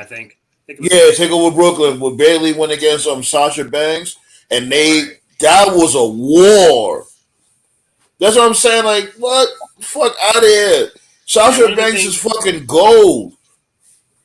And one of the things that I'll always give TNA, one of the things I'll always give TNA, whether it's TNA Wrestling, Impact, what do you want to call them? One of the things I'll always give them is that they always treated women's wrestling seriously without gaslighting you about it. You know, right? Whenever they do right by the girls, they're not like, "Oh, look at us, we're treating our girls so right." No, they just did it because it was the right fucking thing to do. Only thing I didn't like though, that's all I'm about to say. I didn't like their rivalry. That shit was so stupid. Like, Gail Kim punching Awesome Kong and she selling that shit. Get the fuck out of here. That shit was so stupid. I hated that shit. Like, Gail Kim was like 100 pounds. Not even that much. And she had catching her with punches to the back, and that's weakening Awesome Kong. Man, you know, that's always been an issue. Out of here. I mean, that's always been an issue, man. Like, it's not just her. Like, you know, Alexa Bliss has that issue. Worst wrestler ever. She's cooled off. What's her name? Oh, don't talk about Malik's girlfriend like The that. one Oh, that's jeez. that used to be SmackDown champion. She lost to Ronda. What's her name? The one with the blue tongue, whatever. Going to I don't Blue know her name. Tongue. Liv Morgan. Yeah, she's like that too. She's not believable either, but that's just kind of it is, it's the nature of the business, I guess. Yeah. Art thinks everybody needs to be a fucking superstar. You can't, man. Everybody can't be. What did I ever say that? I'm just, you kind of come off. That's how you like, oh, give them a chance. No, some of them just don't fucking got it. Like Liv Morgan. I never said anything like that. What are you talking about? Liv Morgan should have never been in a wrestling ring. Period. I'll give him a chance in my bed. Well, to relate to what Scott's saying and to the episode name, I think a lot of these guys Triple H brought back don't got it. Like fucking Death Row. Get rid of them. Jesus. Death Row. Top Dollar. What kind of Yeah, them motherfuckers like, oh man. When they came back, I'm like, stand Bottom Dollar. Yeah, man. I was watching SmackDown earlier. They did a triple threat. That's what I talked about earlier. They did Scott, Viking. did you see Top Dollar's botch? Huge. Yeah, I saw that shit. Yeah, Michael Cole tried to save it. Oh, my I guess God. that's why he doesn't do that often. Yeah, they did the Viking Raiders versus. He can't do it at all. He should be doing it all. Phasma. Forget often. Man, that Chicago crowd was hot for the whole show, and they were dead as fuck. That's why I Yeah. called it Death Row. That's sad. When Chicago Carl is dead, that's sad. And I feel bad for the bloodline because they got to give those bums a title shot. Can we give a shout out to Chris Jericho? He's the GOAT, man. Putting over a jobber, man.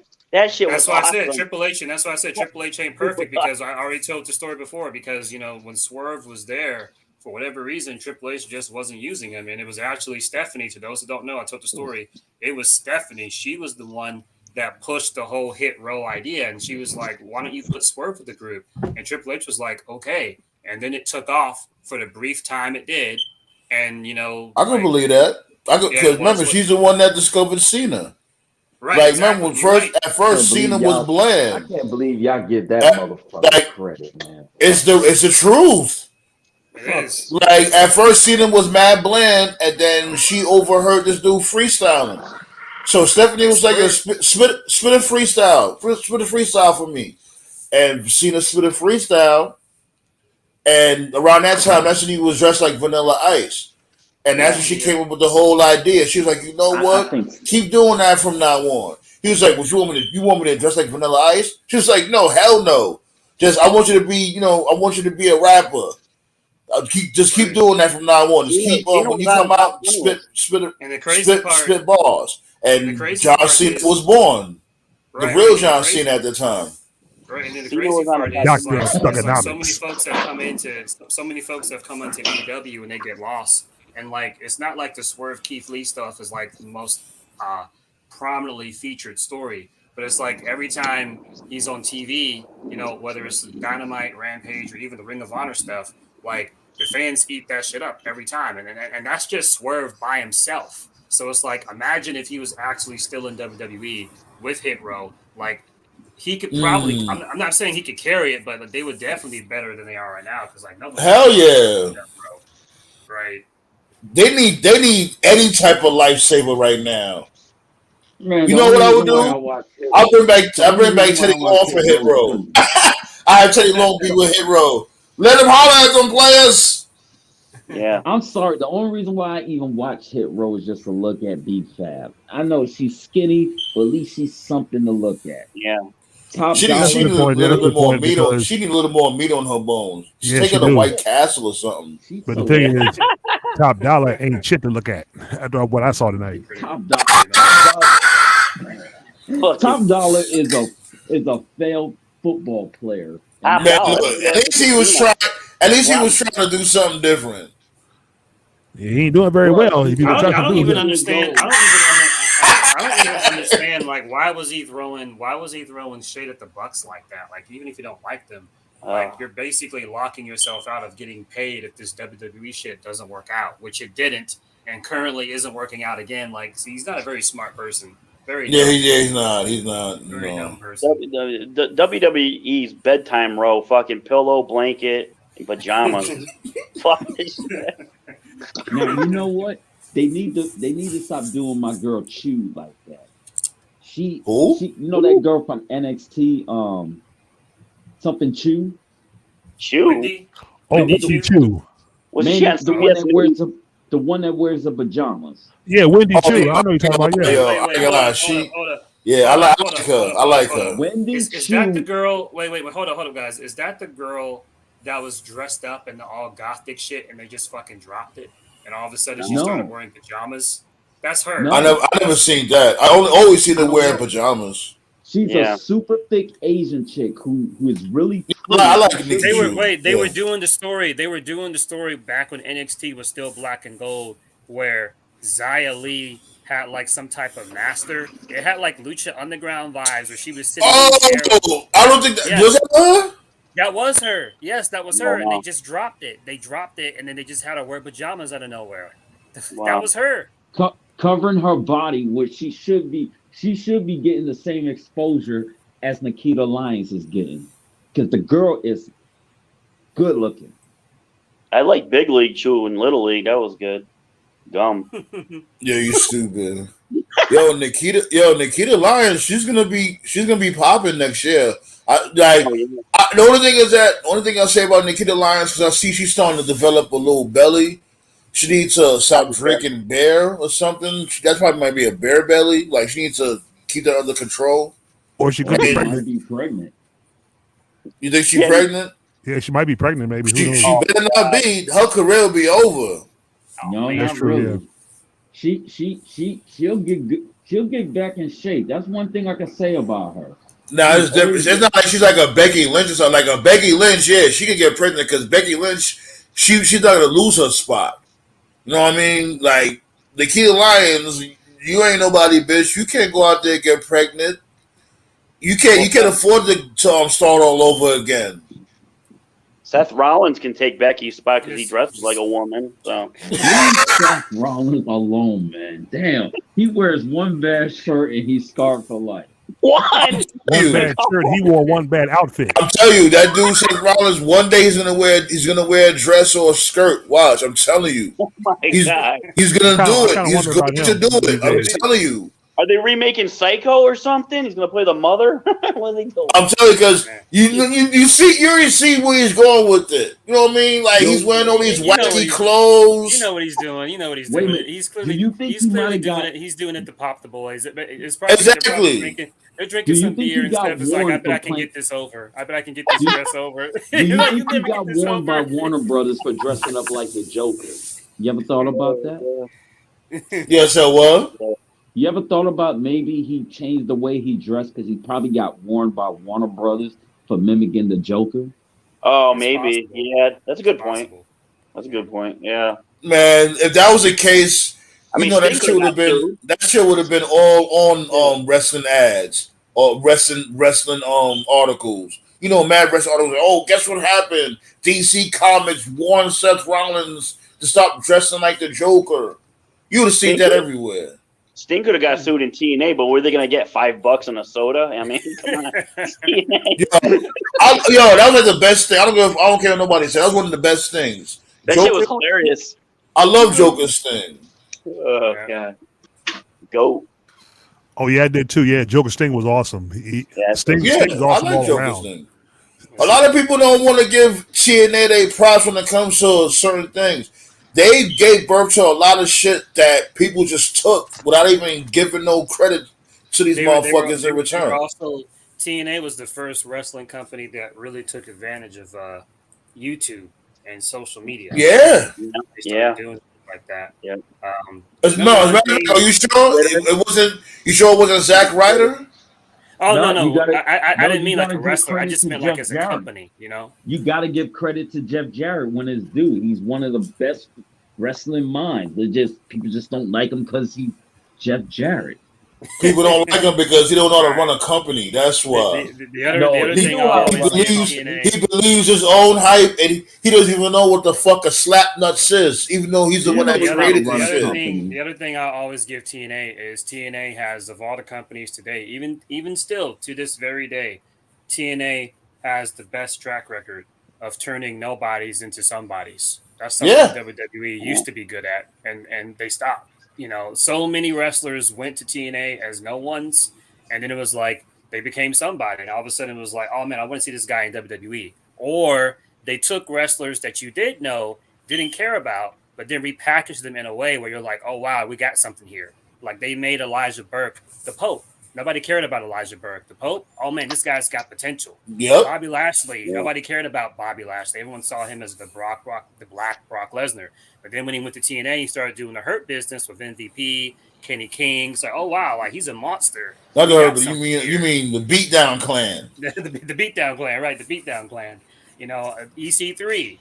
When Drew Galloway went there. Bully Ray, even though Bully's a fucking piece of shit, I'll give him his props. Bully Ray and the Aces and Eights. Aces and Eights, yeah. Hey, that's another one contender you're talking about there. Bruh, EC3 always been corny. Bully Ray. I like EC3 from before, but not as of late. Nah, not really. He seems like a real bitter asshole type dude. Like my dude, you know, you're very bitter, and I think you probably made out with Velveteen Dream. Get the fuck out of here. EC3 was when I realized. EC3 was when I truly realized that Vince was losing it, because when you look at him in TNA, it's like this dude has everything you could possibly want. Yeah, he could talk. He wore the suits. He could go in the ring. He had the look. He had the presentation. He literally just looks like a WWE superstar, and he goes back to WWE. And they just fucking shit on him. Not only did they shit him on WWE, he didn't do shit in NXT either.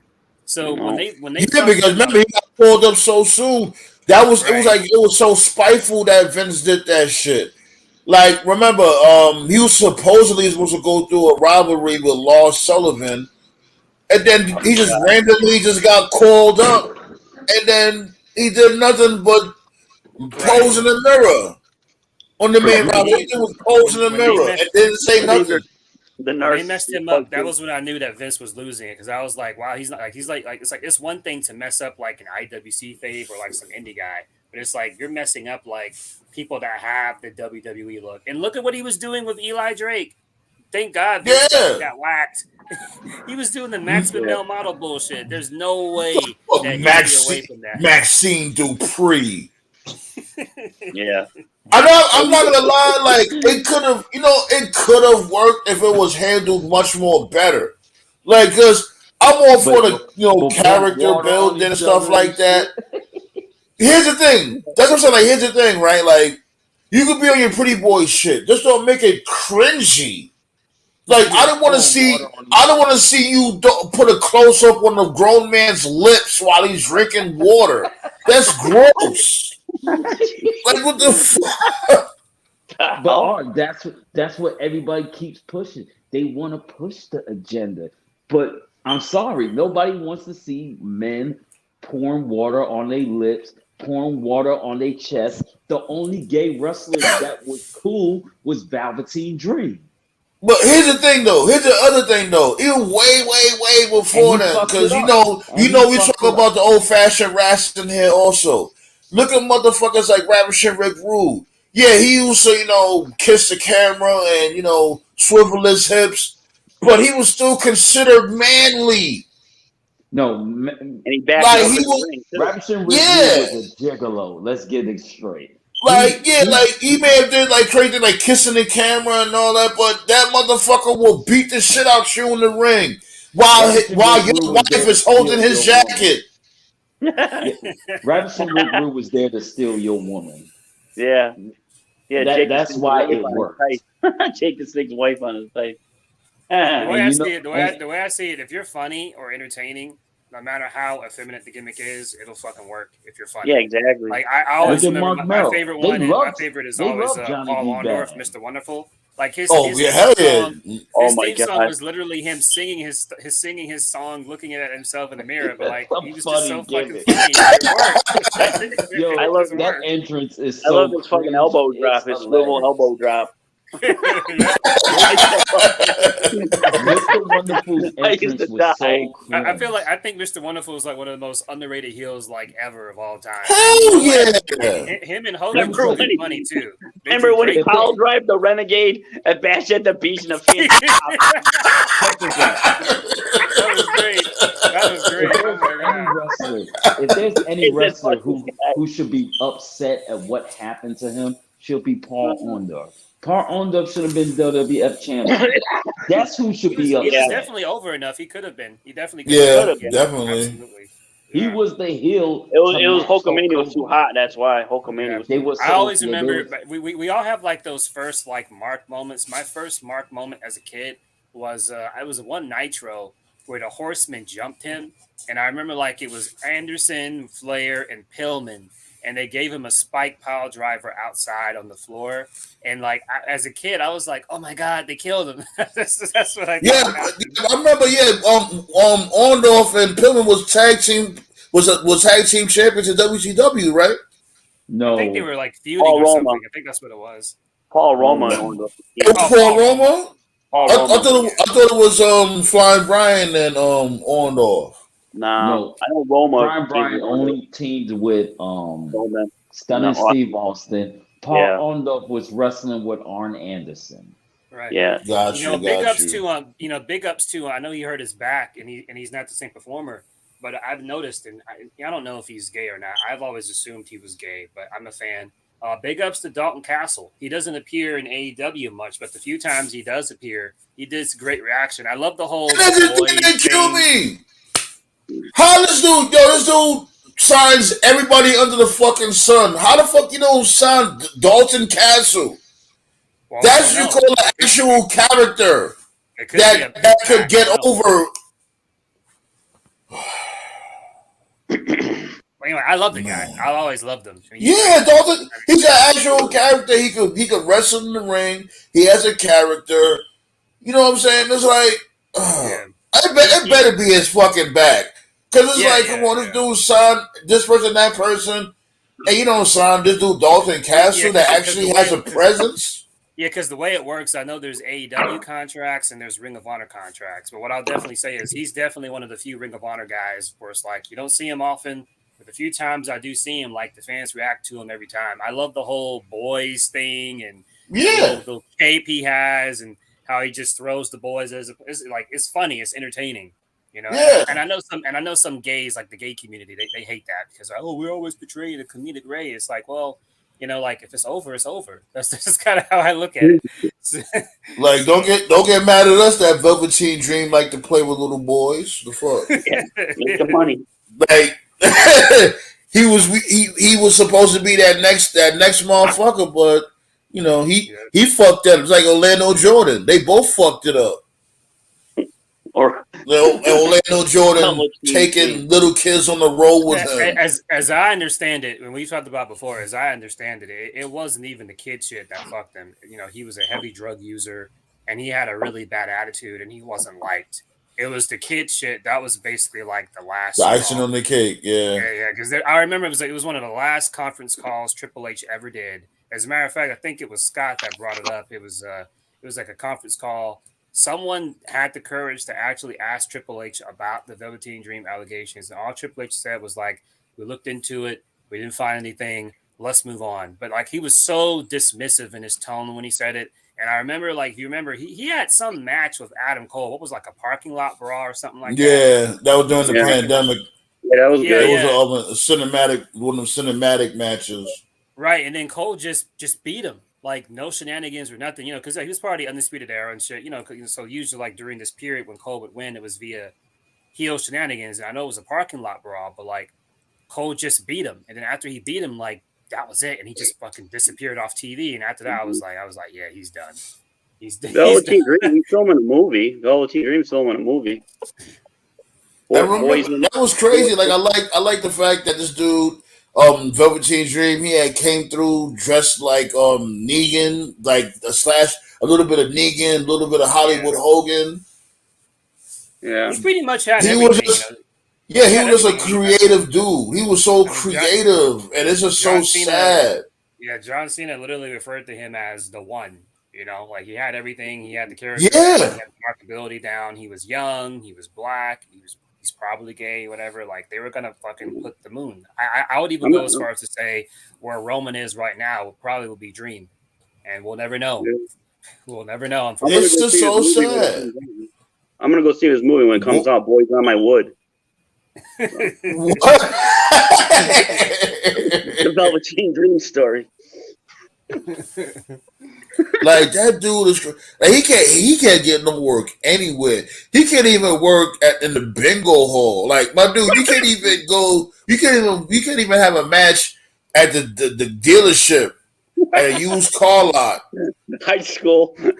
Even Marty Scurll is getting booked in like fucking Puerto Rico and places like that. Oh, geez. Word, like they like, nah, we not touching you with a 10-inch pole. And speaking of him, like Marty upsets me too because he was one of the few indie guys that actually got it. Like he was an indie wrestler, but like I like the whole villain thing, the umbrella, the little the Illuminati penguin mask, the whole whoop whoop little thing he was doing. Like he got it. He had a good character.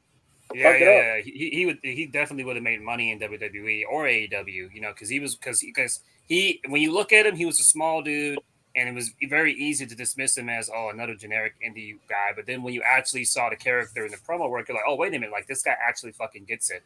The little winter robe he wore, like he looked like the Penguin for real, like off Batman Returns. Yeah, he did. Great gimmick, and it is what it is, unfortunately.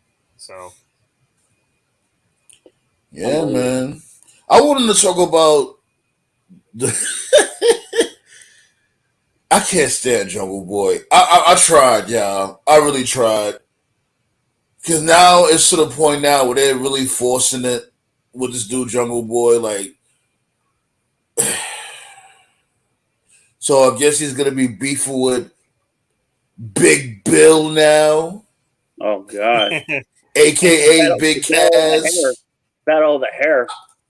I ain't gonna lie, I kind of like that name, Big Bill. You know what I mean? It has a nice ring to it. Yeah. Yeah. It's just my thing is that all right, like where are they going with Jungle Boy? First of all, he is not from the jungle. Can we just wipe that idea out? Well, first of all, they call him Jungle Boy Jack Perry now, so they've really kind of gone away from the Jungle Boy thing. To be fair. Yeah. He still dresses like a caveman for no reason.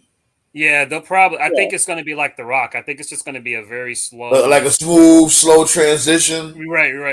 Because he didn't really talk. He's talking more. He's more serious. This Jungle Boy Jack Perry. I do think at some point he's probably going to change his look. I could definitely see it's a great wrestling angle. No one really does this anymore. Old school shit. I could definitely see at some point in 2023, like he's feuding with someone, probably Christian when he gets cleared. And I could see someone cutting his hair. By the way, that's definitely going to happen to Bianca Belair eventually. I hope she's ready for that. That's going to happen at some point. Someone's going to cut off. You think Bianca Belair? Yeah, I'm surprised that storyline didn't happen yet because it's going to happen eventually. It's going to happen.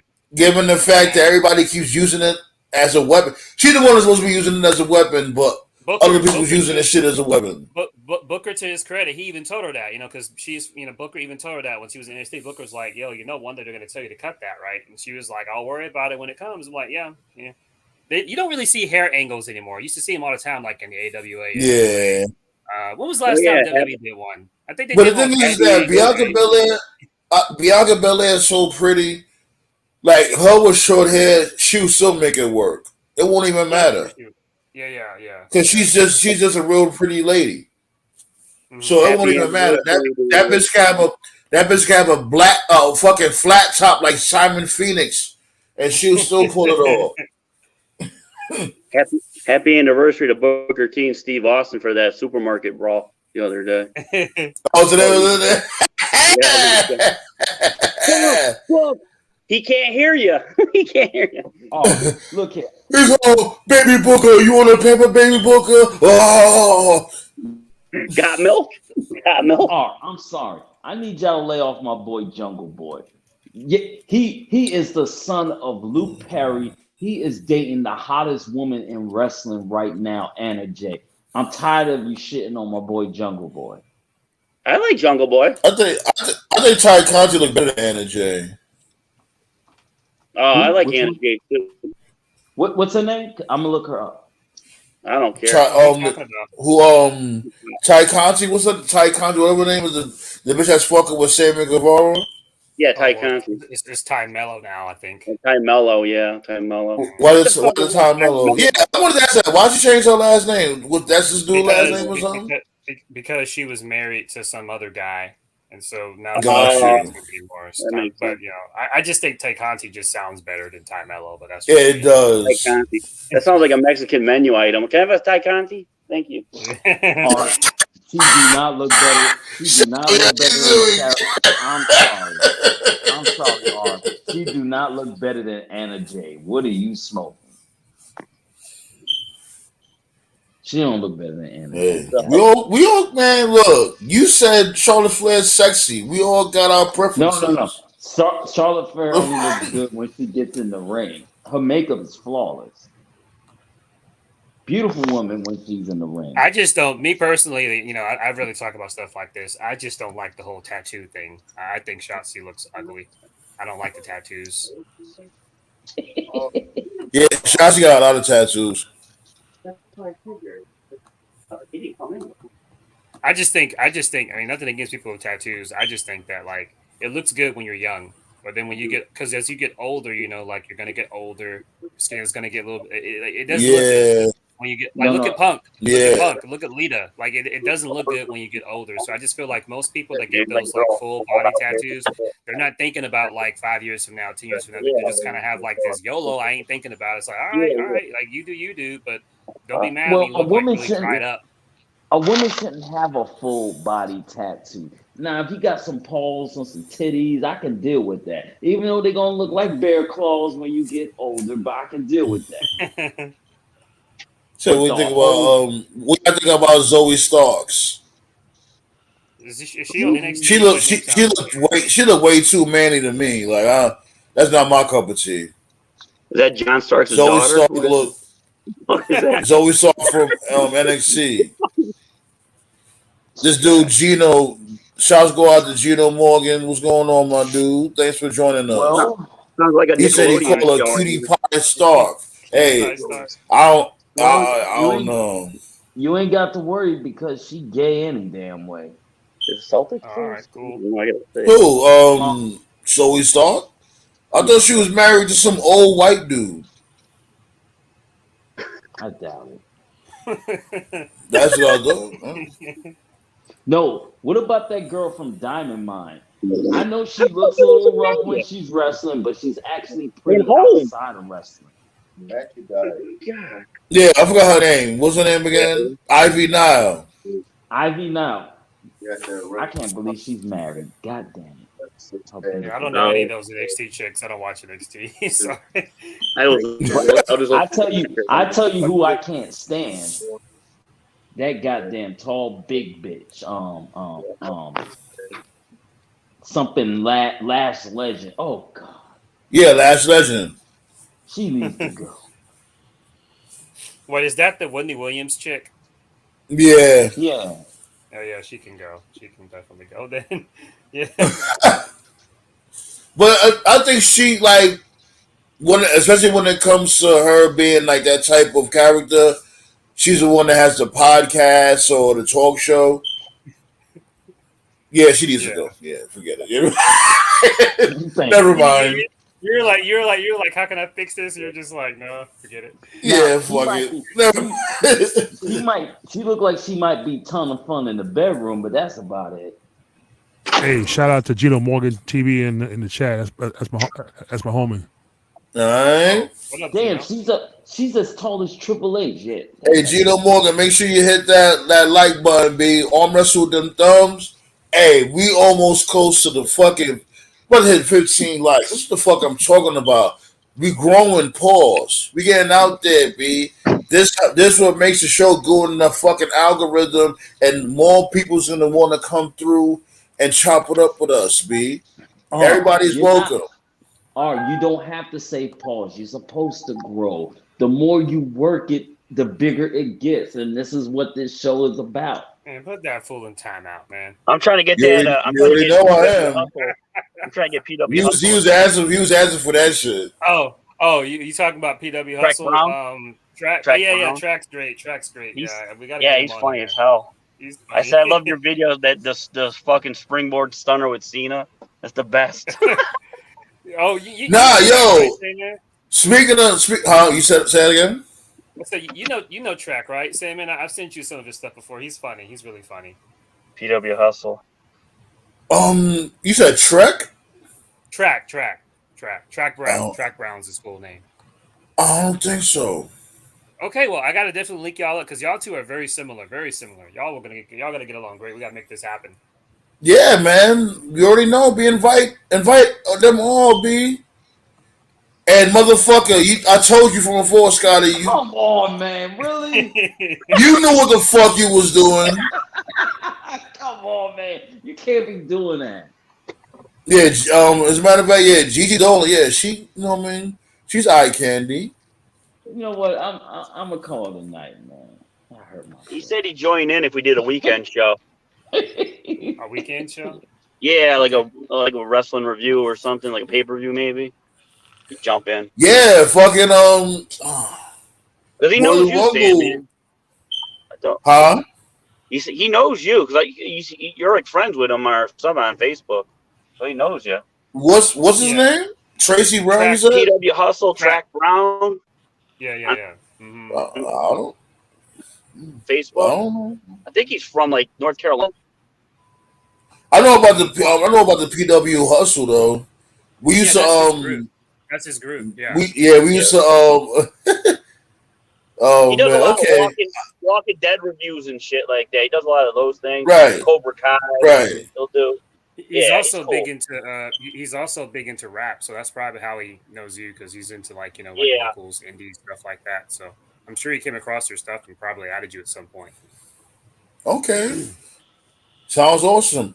And speaking of that, before we get up out of here, yo, I'm telling you, I got some shit in the works.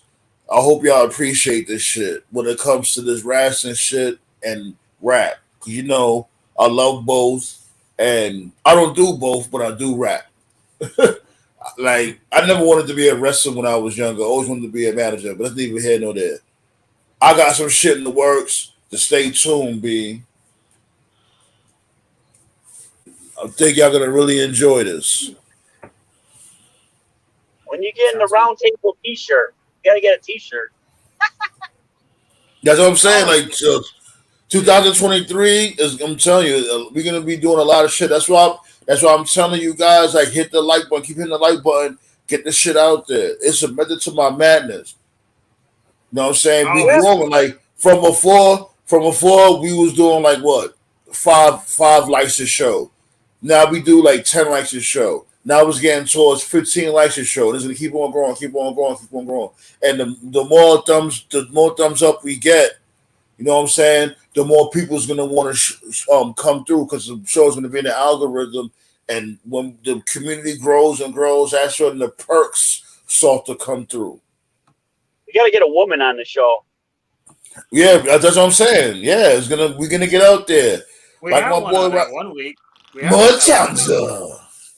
Yeah, that was good. Matanza, yeah, but yo, thanks for the love, B. That's one of my music videos right there, Matanza. We got a conjugal visit one time. We got a conjugal visit. I always wonder whatever happened to those Roundtable dudes. I think about them sometimes. What was his name? Eric Santa Maria. That was his name. Oh yeah, I remember those. Yeah.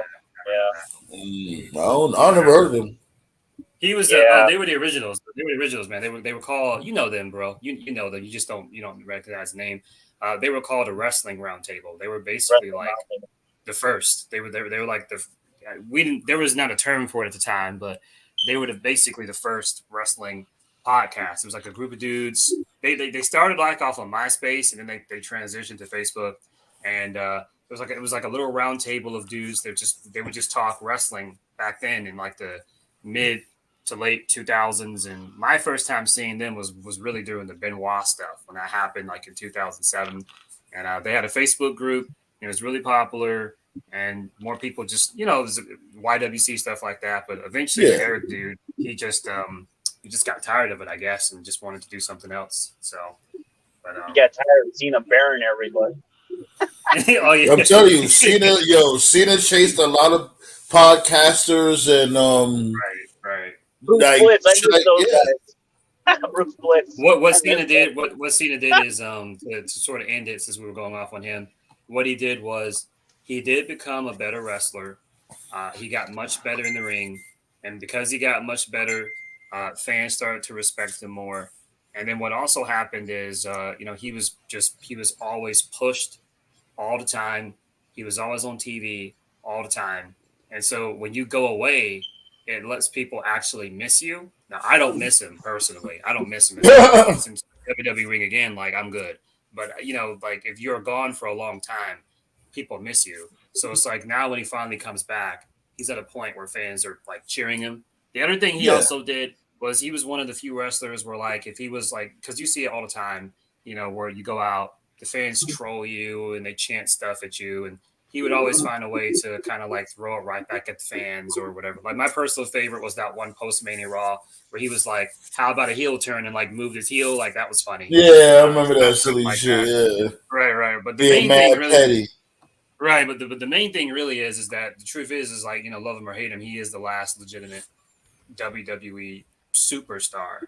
And when you compare him to like WWE or wrestling in general, it's like night and day. So it's just all those things combined progressively over a period of time has kind of lightened his reputation. So like the hate for him is nowhere near as bad. But like Nate said, the damage is done. And he does still need to be held accountable for it. So it's like, I forgive him, but I'm not going to forget all the shit he did. So hey, did you see on Dynamite who was in the crowd? Fucking red hat, blue shirt guy. That was always in the crowd for WWF events, WWE. Oh, yeah, that dude. Yeah, I've seen him. I've seen him a few times. Yeah. He's going to get whacked. He's getting whacked. So, Malik said he's going to call it a night. He said, good night, brothers. Getting tired, going to crash. Thanks again for having them. You already know the vibes, Malik. You know what I'm saying? It's always a pleasure having you. And I am about to call. I'm about to shut it down because it's past the 2-hour mark. Yeah, man. Anything y'all want to touch on, pause, before we roll up out of here? Yeah, the Wrestle Kingdom card is complete now. We'll go over it next show, but it's not until January 4th. So looking forward to that. You're gonna be the correspondent. You're gonna be the correspondent for that because I don't know what the fuck is going on when it comes to that. Yeah, I'll definitely. I always watch Wrestle Kingdom every year anyway, so yeah, I'll go over the full card next this coming Tuesday. And other than that, like, you pretty much went over everything else there is to go over. So everybody have a good weekend. Oh yeah, the Ring of Honor pay-per-view had 25,000 buys, I guess. So that was pretty decent. All right, that's good. That's good. Yeah, okay. Not bad. Okay. Oh yeah, Jericho. Shout out to Jericho for putting over that jobber. That fucking crowd was hot. I mean, yeah. Big ups to Texas. Every time AEW goes there, that crowd is super lively. Yeah, they need to go there way more. What's that dude name? I like his name. What's his name again? Ready. Action Andretti. I like that name. Action. Yeah, the story is cool. Action Andretti. As the story goes, Jericho was watching him on Dark because apparently that was my first time seeing him. Apparently he's had a few matches on Dark, and they have like different commentaries or whatever. Jericho was commentating with Excalibur and Taz, I guess, and the Andrade guy had a match with what's the dude's name? The guy, the fake ass Tony Soprano from the Factory. Oh yeah. Commoretto was his name.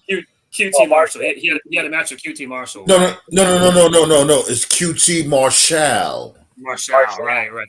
He was having a match with QT Marshall, and according to the story, Jericho was just looking at the match, and he was just like, "This guy's good," and just came to. It was kind of like a Randy Savage type thing, because that's what happened with Randy Savage. Where Randy Savage was working DDP, and Bischoff was like, "What are we doing tonight?" He's like, "I think I'll put him over."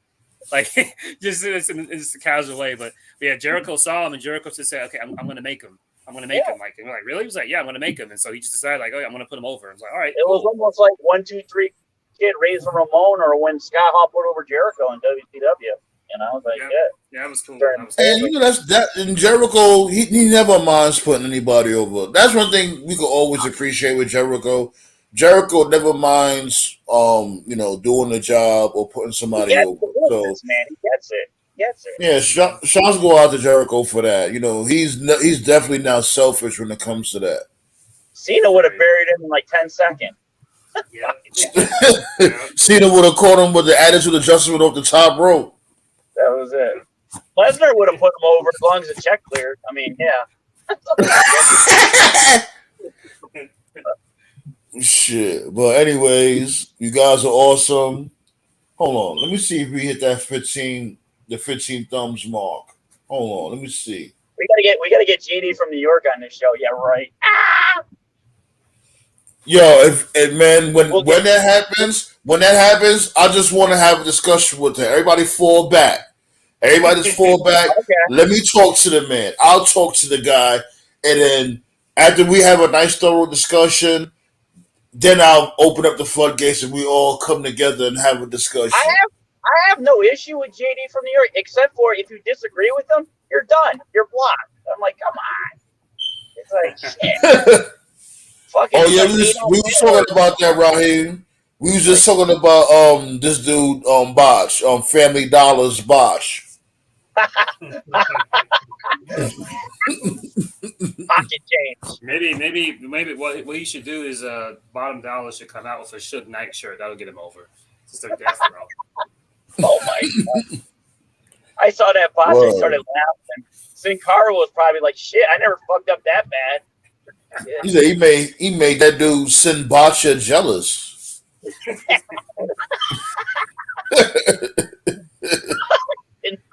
Shit. But y'all already know the vibes. You know what I'm saying? Y'all enjoy the rest of y'all weekend. And Tuesday, you already know we back at it again. All right, take care. See you. All right. Peace out, motherfuckers.